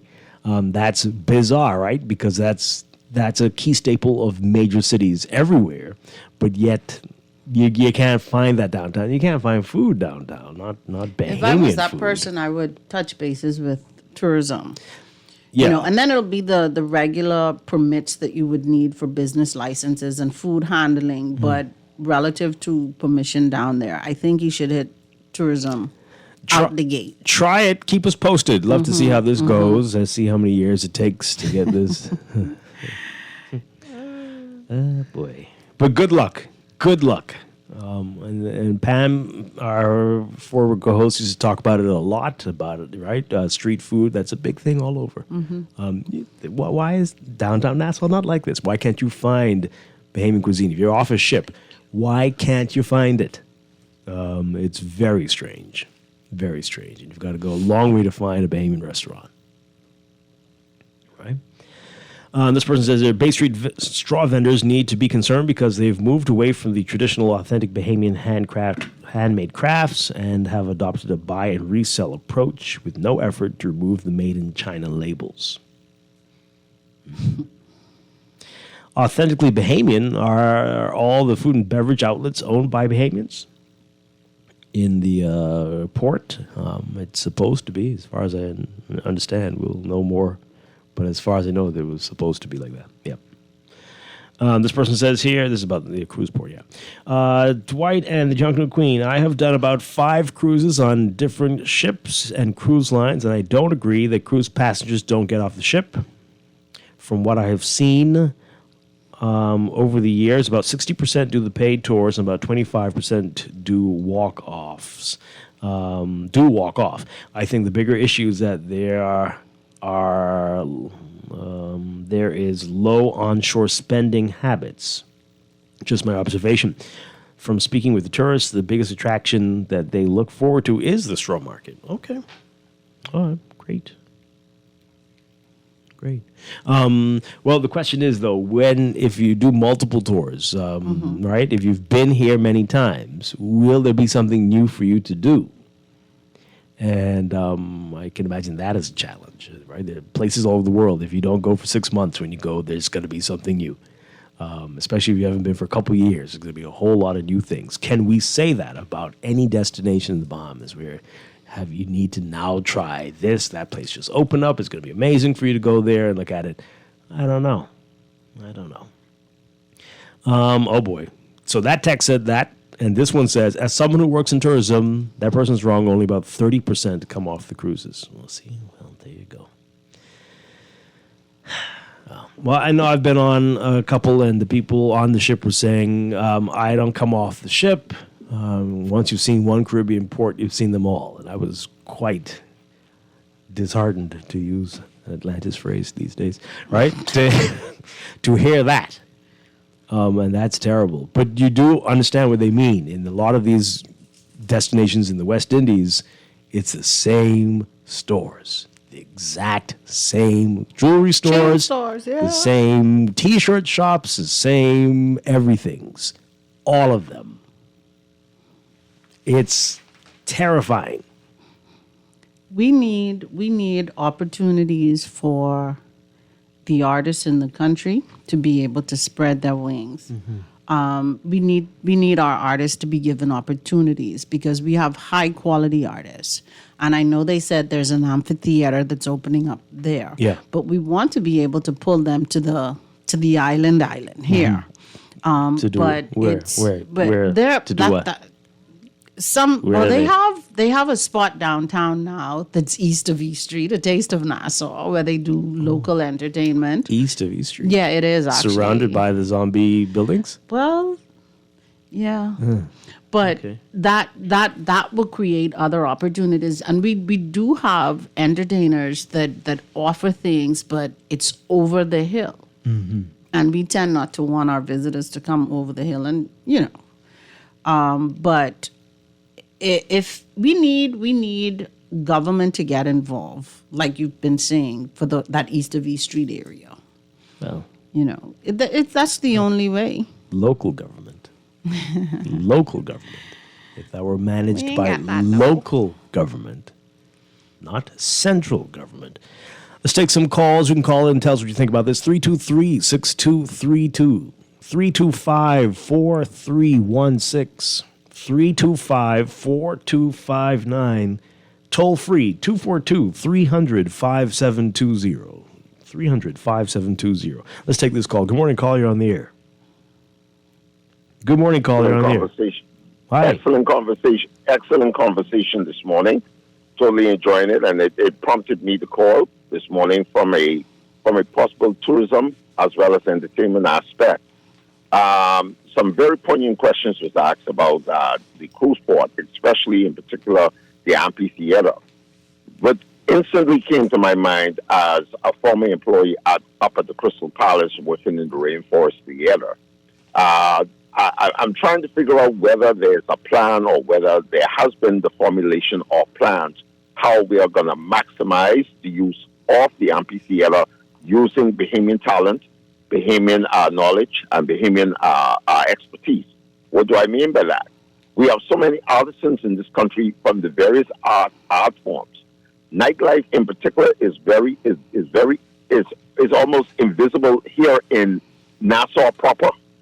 So, as far as the amphitheater is concerned, are we going to now create a Bay Street, for instance, that will become like a New Orleans, a pathway for the persons, and then from like coffee shops and stuff, and then lead those persons from Bay Street, let's say, for instance, with a junk new rush out or whatever, to the amphitheater where a main performance can be had. These are some of the advanced plans that we would like to hear if these have been considered by the persons who are going to be the operators of the cruise port. Are these considerations, some of the considerations that we need to be made aware of? Who for downtown Nassau? Downtown as well as tying in downtown Nassau. I mean, that's not up to them. That's up to us. I understand, but what I am trying to suggest here is that obviously if this conversation has not been had, by hearing people now coming out and giving these ideas, perhaps it may spark a group of persons from both sides to come together to see whether we can now create something where it's beneficial for both Bay Street nightlife and the amphitheater or the cruise port nightlife. We have to be able to start to create something authentically different than what these persons coming off these cruise ships is receiving in other ports, especially in the Caribbean. And I'll close. The person who wrote and said that coming off the ship here in Nassau is likened to coming off the ship, let's say, for instance, in St. Martin. The feel is also eerily similar. You got the T-shirt vendors. You got the people with the little trinkets and stuff. We have to now begin to create something out of the box that is that can only be found here, basically, in Nassau, that will separate us from the rest of our brothers and sisters in the Caribbean by bringing about products that can set the Bahamas now back on the world map as being a unique destination to get these persons off the ship. And that's all I'm saying. Thanks for taking my call, Dwight. All right, thanks a lot. See, here's the issue. People have been saying this for years.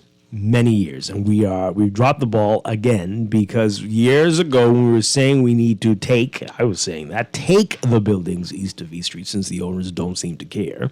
We're just now getting aggressive with them. So we could have been far ahead with an offering for east of East Street. We've talked about it before, zoning the area for creating an entertainment zone, design district, art district, music district, all these things. We could have had all these coffee shops and little pubs and entertainment spots ready to go to take full advantage of the new cruise port. But now we are at least 5 to 10 years behind if we come up with the plan, and there have been many plans. Decide on the plan for east of East Street. We've got to deal with the abandoned buildings and the flooding before we can get to this place. We are very behind. And so we are going to be trapped with just T-shirt shops and jewelry stores for people coming off this wonderful cruise port area for many years to come because we were wasting time waiting for somebody to be inspired to fix up their building. So we've blown it. We have blown it again. But yeah, we need to have the concrete plan now. This is what we're going to do. And again, do not leave it up to the owners of these buildings. Like you said, the conversation has started.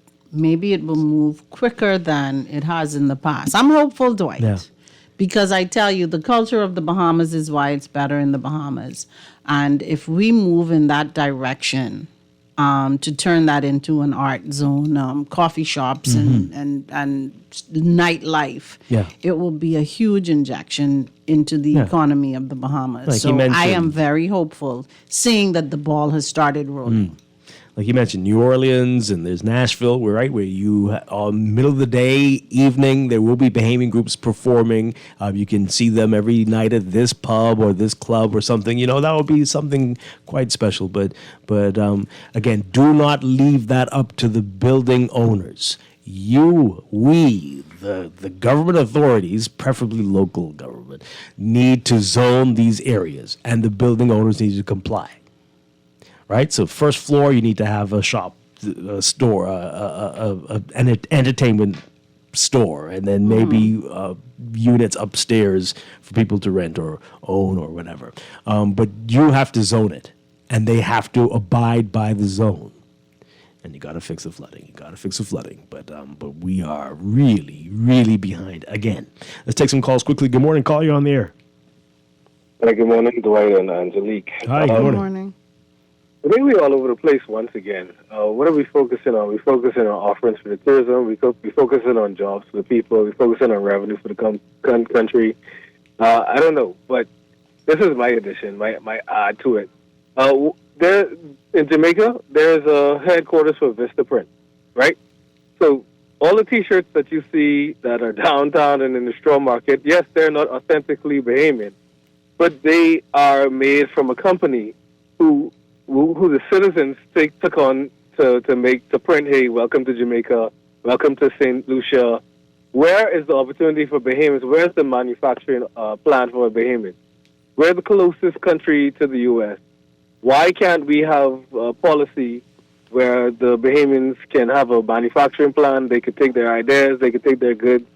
Because I heard about a comment a few years ago where they had this debate about we don't need tourism, we don't need the tourism dollar, and a lot of people were advocating to take tourism off the plate for the number one industry.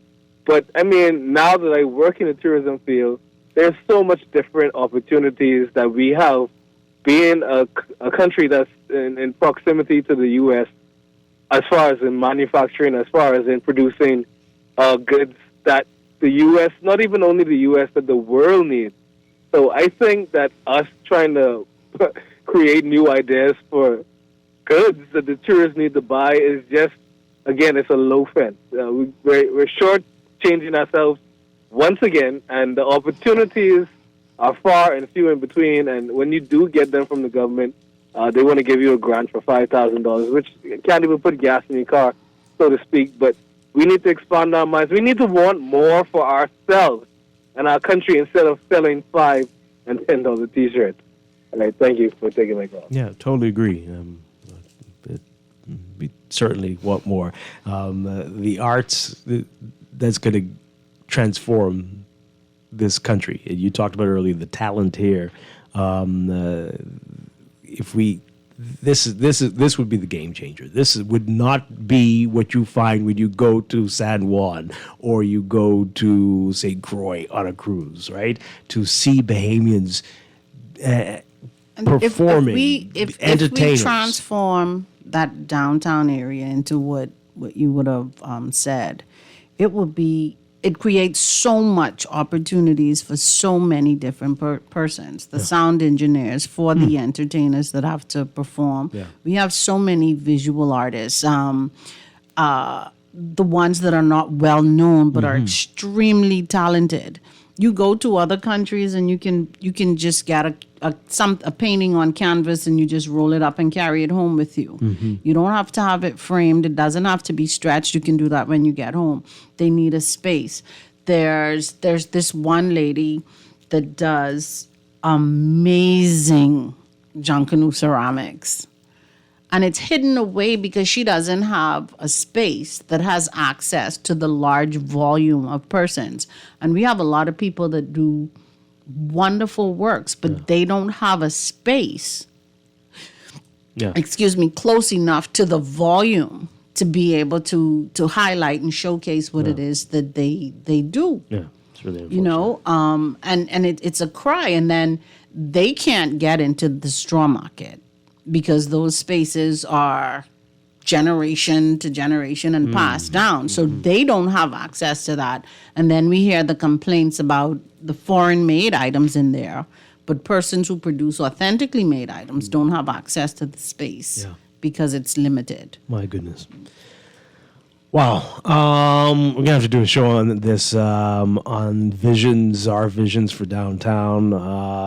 I also truly believe we need to get back to a real market. This will help when we transition downtown into a residential district, right?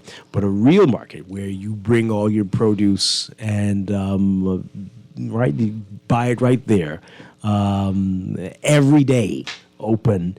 And I think even tourists would love that. In so many cities around the world, the market is huge. I visit markets around all around, over for I spices. don't buy the fish. Right, no, because you can't take that back. But the offerings of fruit and, like you said, spices and locally made items. Yeah, absolutely. You just get it. Desperately needed down there, and that will change things. And then you'll get Bahamians back down there, and then they will want to live closer to that. And but we're really not thinking because we're just obsessed with, I don't even know what to say. I mean, it's bizarre. It's bizarre. Call in, folks. 323-6232, 325-4316, 325-4259, toll free 242-300-5720. You know how exciting this could be east of East Street? I know. How many wonderful things could be there? I think we honestly need, like, the Nassau Downtown Partnership, that type of a formula. Okay.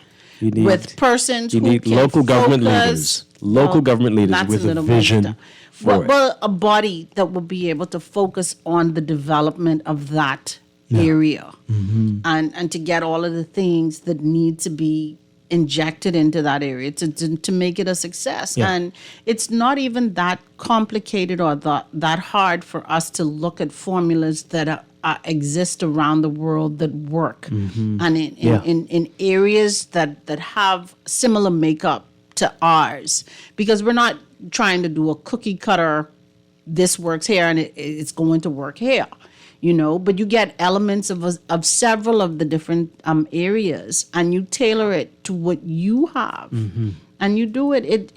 It's going to cost money. Perhaps that's where the resistance comes in. No, that's not it. I don't know. That's not it. You know, they don't want certain people downtown. That's what it is. Let's be honest, right? Because they used to be, but they don't want them down there anymore.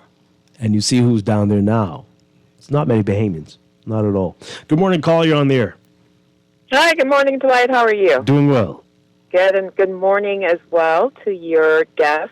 Good morning. Co-host. This sounds like Candy a day. Is that right? Well, I was just listening to a very interesting discussion, and I've been following a lot of what I've seen said online about the new port and about downtown. And this is an issue that you and I and others in our newsroom and indeed, the wider community have spoken about downtown for a number of years and what needs to be done. We've spoken about local government and all that stuff. But we understand that there is some proposed legislation that's before the Attorney General's office currently that's supposed to create a commission or an authority to manage downtown. And, I think that would indeed be a game changer for that area if that were to happen, right? So let's hope that does happen Monday. And you and I spoke after I came off that tour. And I think that when more Bahamians have an opportunity to see the space, they will begin to understand that there are some things that are happening. And when we talk about the cruise port, we do tend to think about the cruise passengers, so the foreigners who are pouring in off the cruise ships, right? But it's really also a space for Bahamians. Mm-hmm. And I heard just now the conversation about having a space for artisans and artists and entertainers. And we do need that for downtown, but the cruise port indeed is downtown. There is and I wrote about this last week, there's actually a huge art gallery that is the curator is Antonius Roberts, who we all know, and that is going to be a space for Bahamian artists and artisans. There's also the marketplace, which is going to be a space for Bahamian artists and artisans and vendors, and also the space for Bahamian entertainers. So we are saying that there is a need for this, but that in fact is happening. Yes, we want it to happen on the wider Bay Street as well, but that is where the opportunity will be in the immediate future for exactly what it is we're talking about. I did an interview late last week with the Straw Vendors Association president. We ran the story today because I was curious about what their thinking was as it relates to how this new port is going to impact them. And what I was told by the association president, Celestine Enius, is that, they think it's good news for them. She said something that I found interesting, to say the least, and that is she doesn't think that there's going to be great competition because at the cruise port, they are selling authentically Bahamian products, but most vendors don't do that here at the market. So that's interesting. But I think that if you have a cruise port, a state-of-the-art modern facility, like we are fortunate to be having here in the Bahamas that we have now in Nassau, it opens later this week, that in fact encourages more passengers to come off these ships, to have a reason to come off. Well, that is likely to be a positive for the vendors over at the straw market and for other areas of downtown and elsewhere in Nassau. And I saw a lot of the comments, people were saying, well, this is going to be bad news for anybody beyond the port, as if Bahamians themselves are not going to be operating from the port. Mm-hmm. But one thing that I thought was quite impressive out there was this really expansive place and space for an organized space for ground transportation. So the point there being, if there's not going to be an effort to encourage cruise passengers to leave the port, then why do you have this expansive space for ground transportation? So for the tour operators, for the taxi drivers, and Ed Fields, who's in charge of business development, we had an interesting conversations about what the plan is. It's going to be very organized. People can book tours in advance even.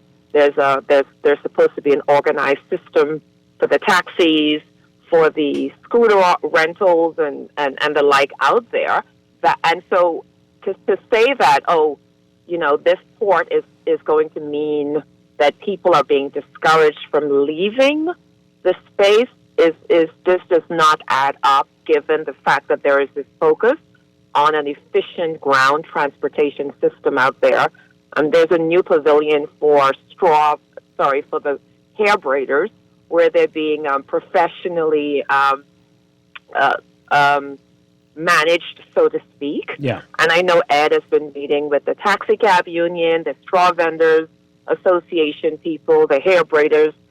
And so I think for the first time, I mean, and just being a journalist who acts for TOR and who toured the space, from what I can see, for the first time, there is this real effort at an orderly, structured, well-managed operation, which has not in the past been associated with the city of Nassau.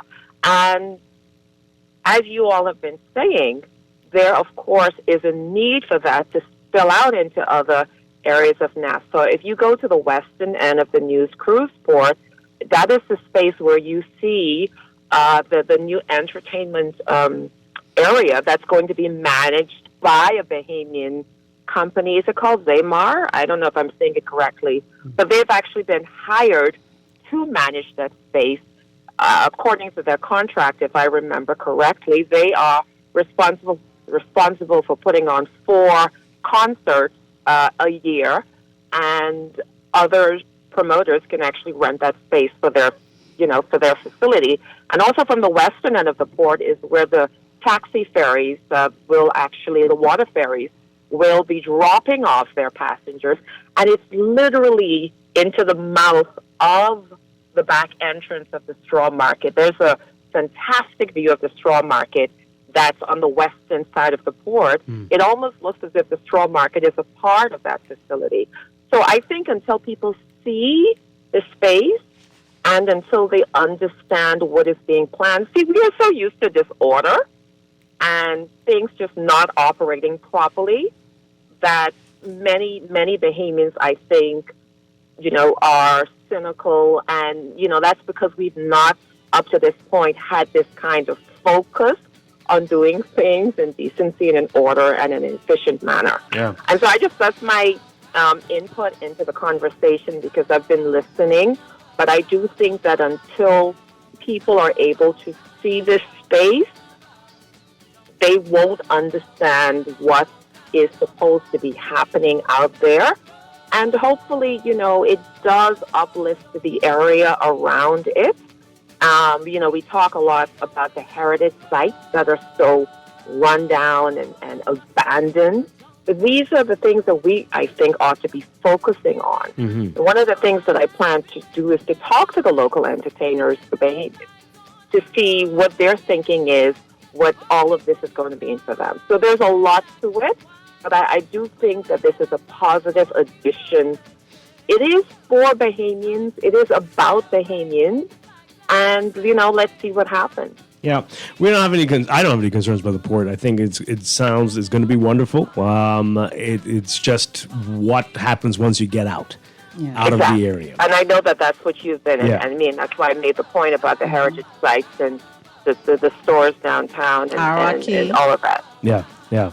So hopefully it will inspire some real thought and planning about the great potential that East of East Street has, and we're all hopeful for it. Don't send entertainers east of East Street until we can fix East of East Street. Right. Don't send our visitors. Because they'll just go there too. Visitors out there until we can, until we can get it right. Yeah. Out there. And that's the concern. Because by now, program of demolition for those buildings that's supposed to be continuing. Yeah. And then hopefully we can see some improvement. Yeah. And also, the port is in conversations with officials at the Ministry of Works, because that whole area, the streets surrounding that facility, are badly in need of an upgrade. They're not accessible for disabled visitors and the like, and it's probably even hazardous for people who are able-bodied individuals. Yeah, lots of work to do. Candia, thank you so much. Appreciate it. Appreciate you calling. Thank you, Dwight. All right. I got some views on a management group running downtown, though, as opposed to elected officials, and not central government elected, but local. But we'll talk about that another time. I've said it already, right? Because they won't be answerable to us.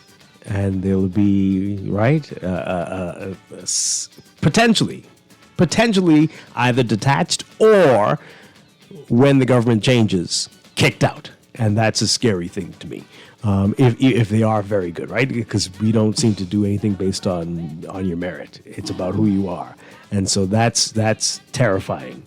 But hey, it would be better than what we're doing now. It certainly would. Let's take a break. We'll be back. This is Morning Blend Business on Guardian Radio 96.9.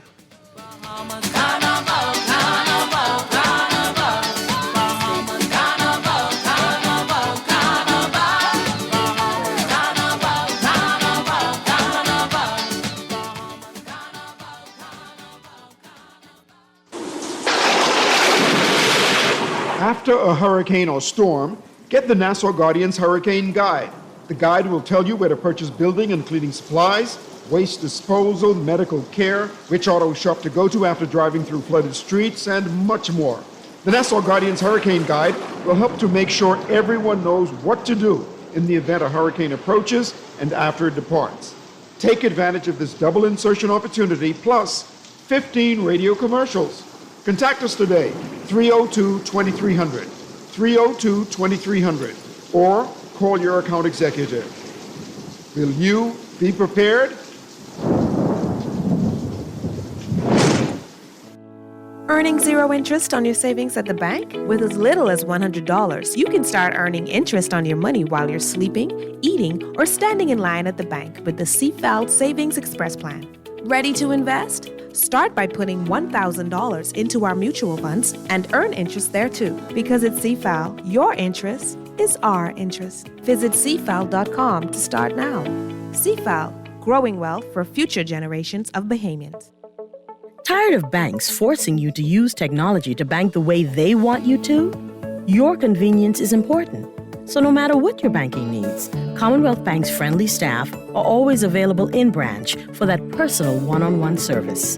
But when you choose technology, our online and mobile banking app offers you state-of-the-art functionality. The choice is yours. Commonwealth Bank. Bank the way you want.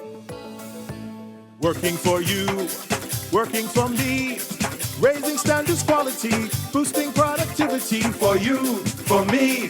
Better products, better trades, respecting things Bahamian made for you, for me, for all to see. Bahamas Bureau of Standards and Quality, bringing higher, consistent standards and quality to all Bahamian products and services, meeting the standards both home and abroad.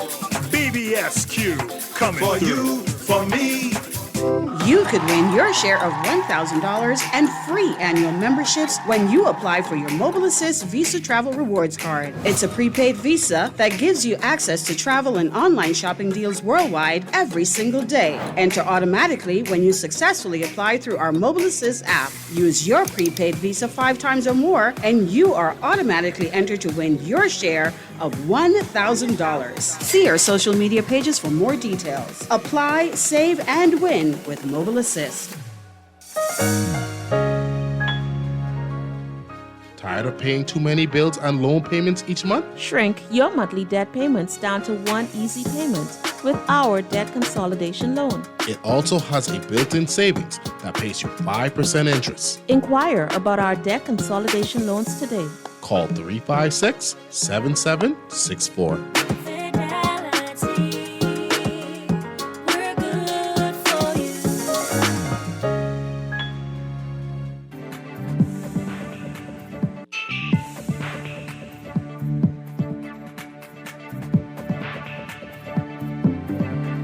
It is time for your morning business report, brought to you by CFAL. The government lashing back at FNM leader Michael Pintard after he called the recently released Green Paper on Corporate Income Tax half-baked. The Green Paper, Corporate Income Tax Strategies for the Bahamas, presents 4 possible new tax structures for businesses in the country that will align to the tax policies of the OECD, the Organization for Economic Cooperation and Development, and their Pillar 2 rules. The Bahamas, along with 136 other countries, jurisdictions, had agreed to implement a 15% global minimum corporate income tax by 2024. Pintard saying in a statement yesterday, quote, not surprisingly, the PLP almost half-heartedly and with no fanfare trickled out its half-baked corporate income tax green paper for consultation. Unsurprisingly, as is the way with the PLP, the Davis administration did not follow the parliamentary convention on a matter of such policy importance, where one would have expected a ministerial communication from the Prime Minister and Minister of Finance, after which the document would be laid on the table of the House of Assembly. This approach would have signaled to the country and the world the policy commitment of the government to this most critical matter. Well, an official response from the Office of the Prime Minister noted that the process to begin the implementation of the 15% corporate income tax began under the administration of former F&M leader and former Prime Minister Dr. Bimenis.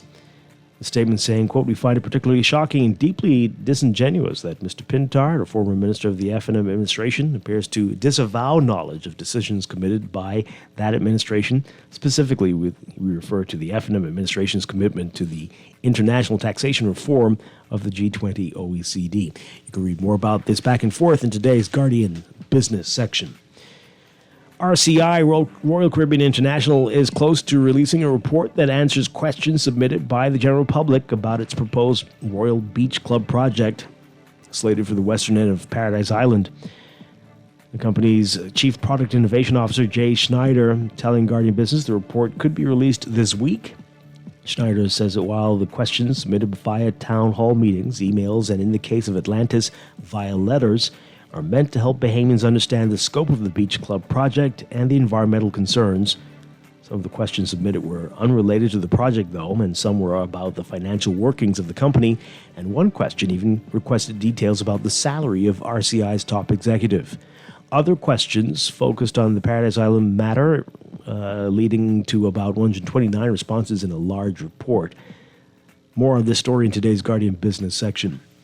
The Ministry of Agriculture, Marine Resources, and Family Island Affairs signing a memorandum of understanding with the Department of Agriculture and Rural Affairs of Hunan Province, China, that will support the construction of greenhouses at the Gladstone Road Agricultural Center and technical support.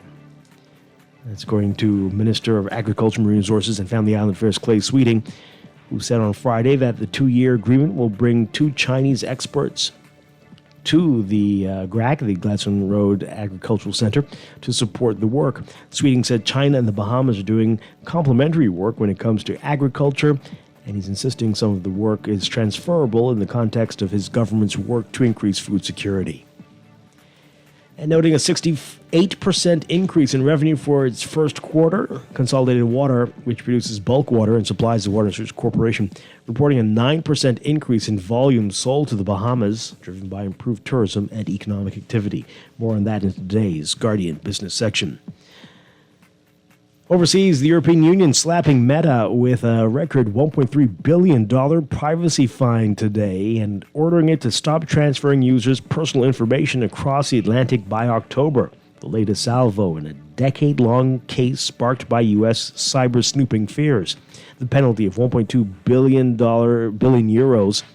is the biggest since the EU's strict data privacy regime took effect 5 years ago, surpassing Amazon's 746 million euro fine in 2021 for data protection violations. Meta, which had previously warned that services for its users in Europe could be cut off, vowed to appeal and ask courts to immediately put the decision on hold. In your Market Watch, recapping trading on the BISX from Friday, market movers, AML Foods Limited moving 3,500 shares, down 24 cents, closing at 5.76. Bank of the Bahamas moving 9,160, down 6 cents to 3.71. Bahamas Waste moving 500, unchanged at 10.61. Focol moving 4,400, unchanged at 4.15. Consolidated Water up 12 cents, closing at 3.80. Emira Incorporated up down 10 cents, closing at 10.28. The BISX All-Share Index closing at 2,442.51, down 1.56.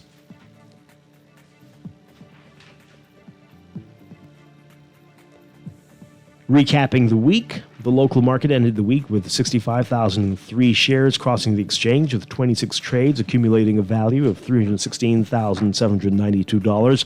The BISX All-Share Index gained 9.46 points, or 0.39%, Year to date, the index is down 202.47 points, or 7.65%. The week's volume and value leader, Commonwealth Bank, moving 20,500 shares in 3 trades with a value of $73,390. That's your Market Watch. And that is your morning business report.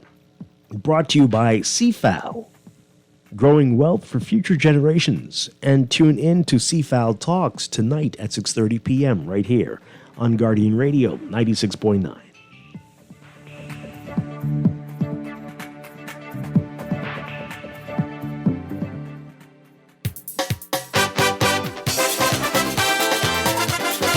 Bahamas Honey Bun, Nassau, they're bringing the world to you.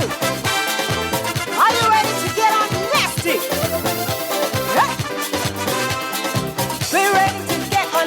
We are back here with Morning Blend Business on Guardian Radio 96.9. Dwight Strong along with Angelique McKay, my guest co-host today. And hey, it's over, big carnival weekend. Yeah. Well, I don't know what to say. What do you say about it? It's a private event now, no longer receiving major funding from the government. You're a big Junkanoo. You're the queen of Junkanoo. Goddess. Oh, is that higher than queen? That is higher than queen. All right. So, I mean, what is it? Is it just a private party, just having, or what, is it something to benefit us culturally? What is it exactly? It's a festival. It wasn't. I don't think it was designed to be called a part of our culture or to be taking anything away from our culture, and I don't think it does. Right. I don't think it takes anything away. Okay. But yes, it's a private event, but government needs to support it in order for it to grow to the potential that it can grow to. What is that potential? What it has the potential to generate and inject lots of money into the economy. There are millions of people around the world that travel just to participate in different carnivals. And this could be a potential stop on the carnival route. So it does have that potential, but when the groups they don't have the kind of support from the government that they had in the beginning. It's a struggle for the individual groups to be able to do. Does the government really have to get involved in this? They don't have to get involved on the same level that they were in the beginning. It's as if the government held their hands in the beginning and then severed all ties, like abruptly.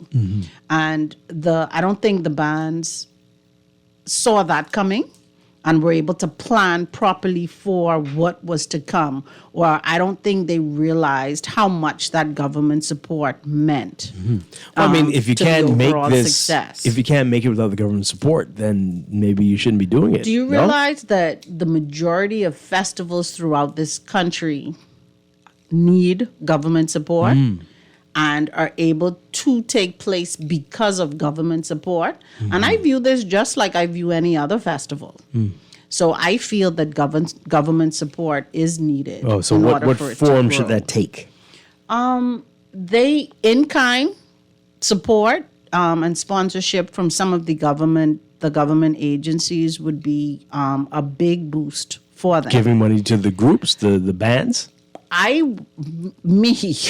would think if the association has a management team, the way that it was originally structured, where they had the commission, but if there's a management team that can focus specifically on the marketing and the PR associated with it. Is there that now? Do they have one?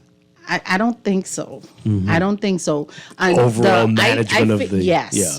I think that so is. How does it work? I think that is needed. The bands themselves have come together. And they have to deal with that as well as their bands. Yeah. So my thing is, if the government puts financial injection into the management company by way of, we give $1 for each group that collectively goes towards this body that deals with everything, that would be a big boost, as well as the police.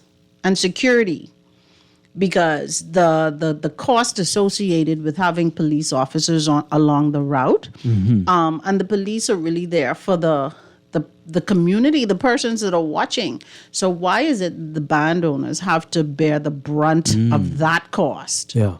If they're really guarding the spectators, because the bands themselves, they pay for private security for their revelers. Right. So why are they now having to do the bulk of that? I could understand some funds having to go towards the police for some areas, but it was really a big bill. Oh boy, we need to do a whole show on this because as a festival, is it just a carnival that happens to be in the Bahamas, or should it be something that stands out from the Trinidad or Rio or Mardi Gras? It will stand out because the Bahamians will bring their particular flavor to it, and there will be a lot of similarities because a lot of the costumes. I think with the music. With the music competitions and that injection and the type of music that they play on the road, but were a lot of was it, any of that played on the road? From the winners, I wasn't on the road, so I can't really speak to that. But a lot of it will resemble the other carnivals. Yeah. That's what will pull the people who follow the carnivals. But it's up to the Bahamians that design the costumes to give their flavor. And I mean, that's all it is. Their creative input into the style of costumes, and it may look similar. Yeah. That doesn't mean it's a Trinidadian costume. Really quickly, that we saw that over the weekend, where that one band, their costumes were stuck over in Trinidad because of the payment issue. But people, you and I were talking about this. I mean, and others have been talking about it. Like, why aren't we making them here? Why isn't this all authentically Bahamian? I know designed and created here? A lot of the groups do produce their costumes locally. I can't explain why they opted to go outside of the country, because that wasn't one of the original ideas behind this. So I can't speak to that. Yeah. It's unfortunate what happened, though. Yeah, boy, yeah. So we'll get some groups together and get you on that show too. Yeah, it has such good potential. Yeah. And like I said, I view it as any other festival, and I know a lot of the festivals throughout the country. Those festivals are major injections into those communities during that time, and is able to sustain them for a long time. Yeah, and I don't see this as being anything different if Right. it's done the right way. I don't know about this one. We could find out when we do talk to the groups, but I know initially that was a big deal. It was seen as a way to get people to come down. I don't know if that happened this time. This is the first one since the pandemic, but we'll see. Yeah, as you said, the potential is there, right? Angelique McKay, always a pleasure. Thank you so much for being here this morning. Me. And hey, folks. Before we go, which island are you repping? The Bahamas games are coming this July 7th through 15th. For more information, call 322-1029 or follow the Bahamas games on social media at Bahama Games. Get ready. Get ready for that. That's it for us today. We'll be back tomorrow morning with more Morning Blend business, following Morning Blend right here on Guardian Radio 96.9. Dwight Strachan, have a great day, everybody. Stay tuned for On the Clock with Aaron Green coming up next. Arriba.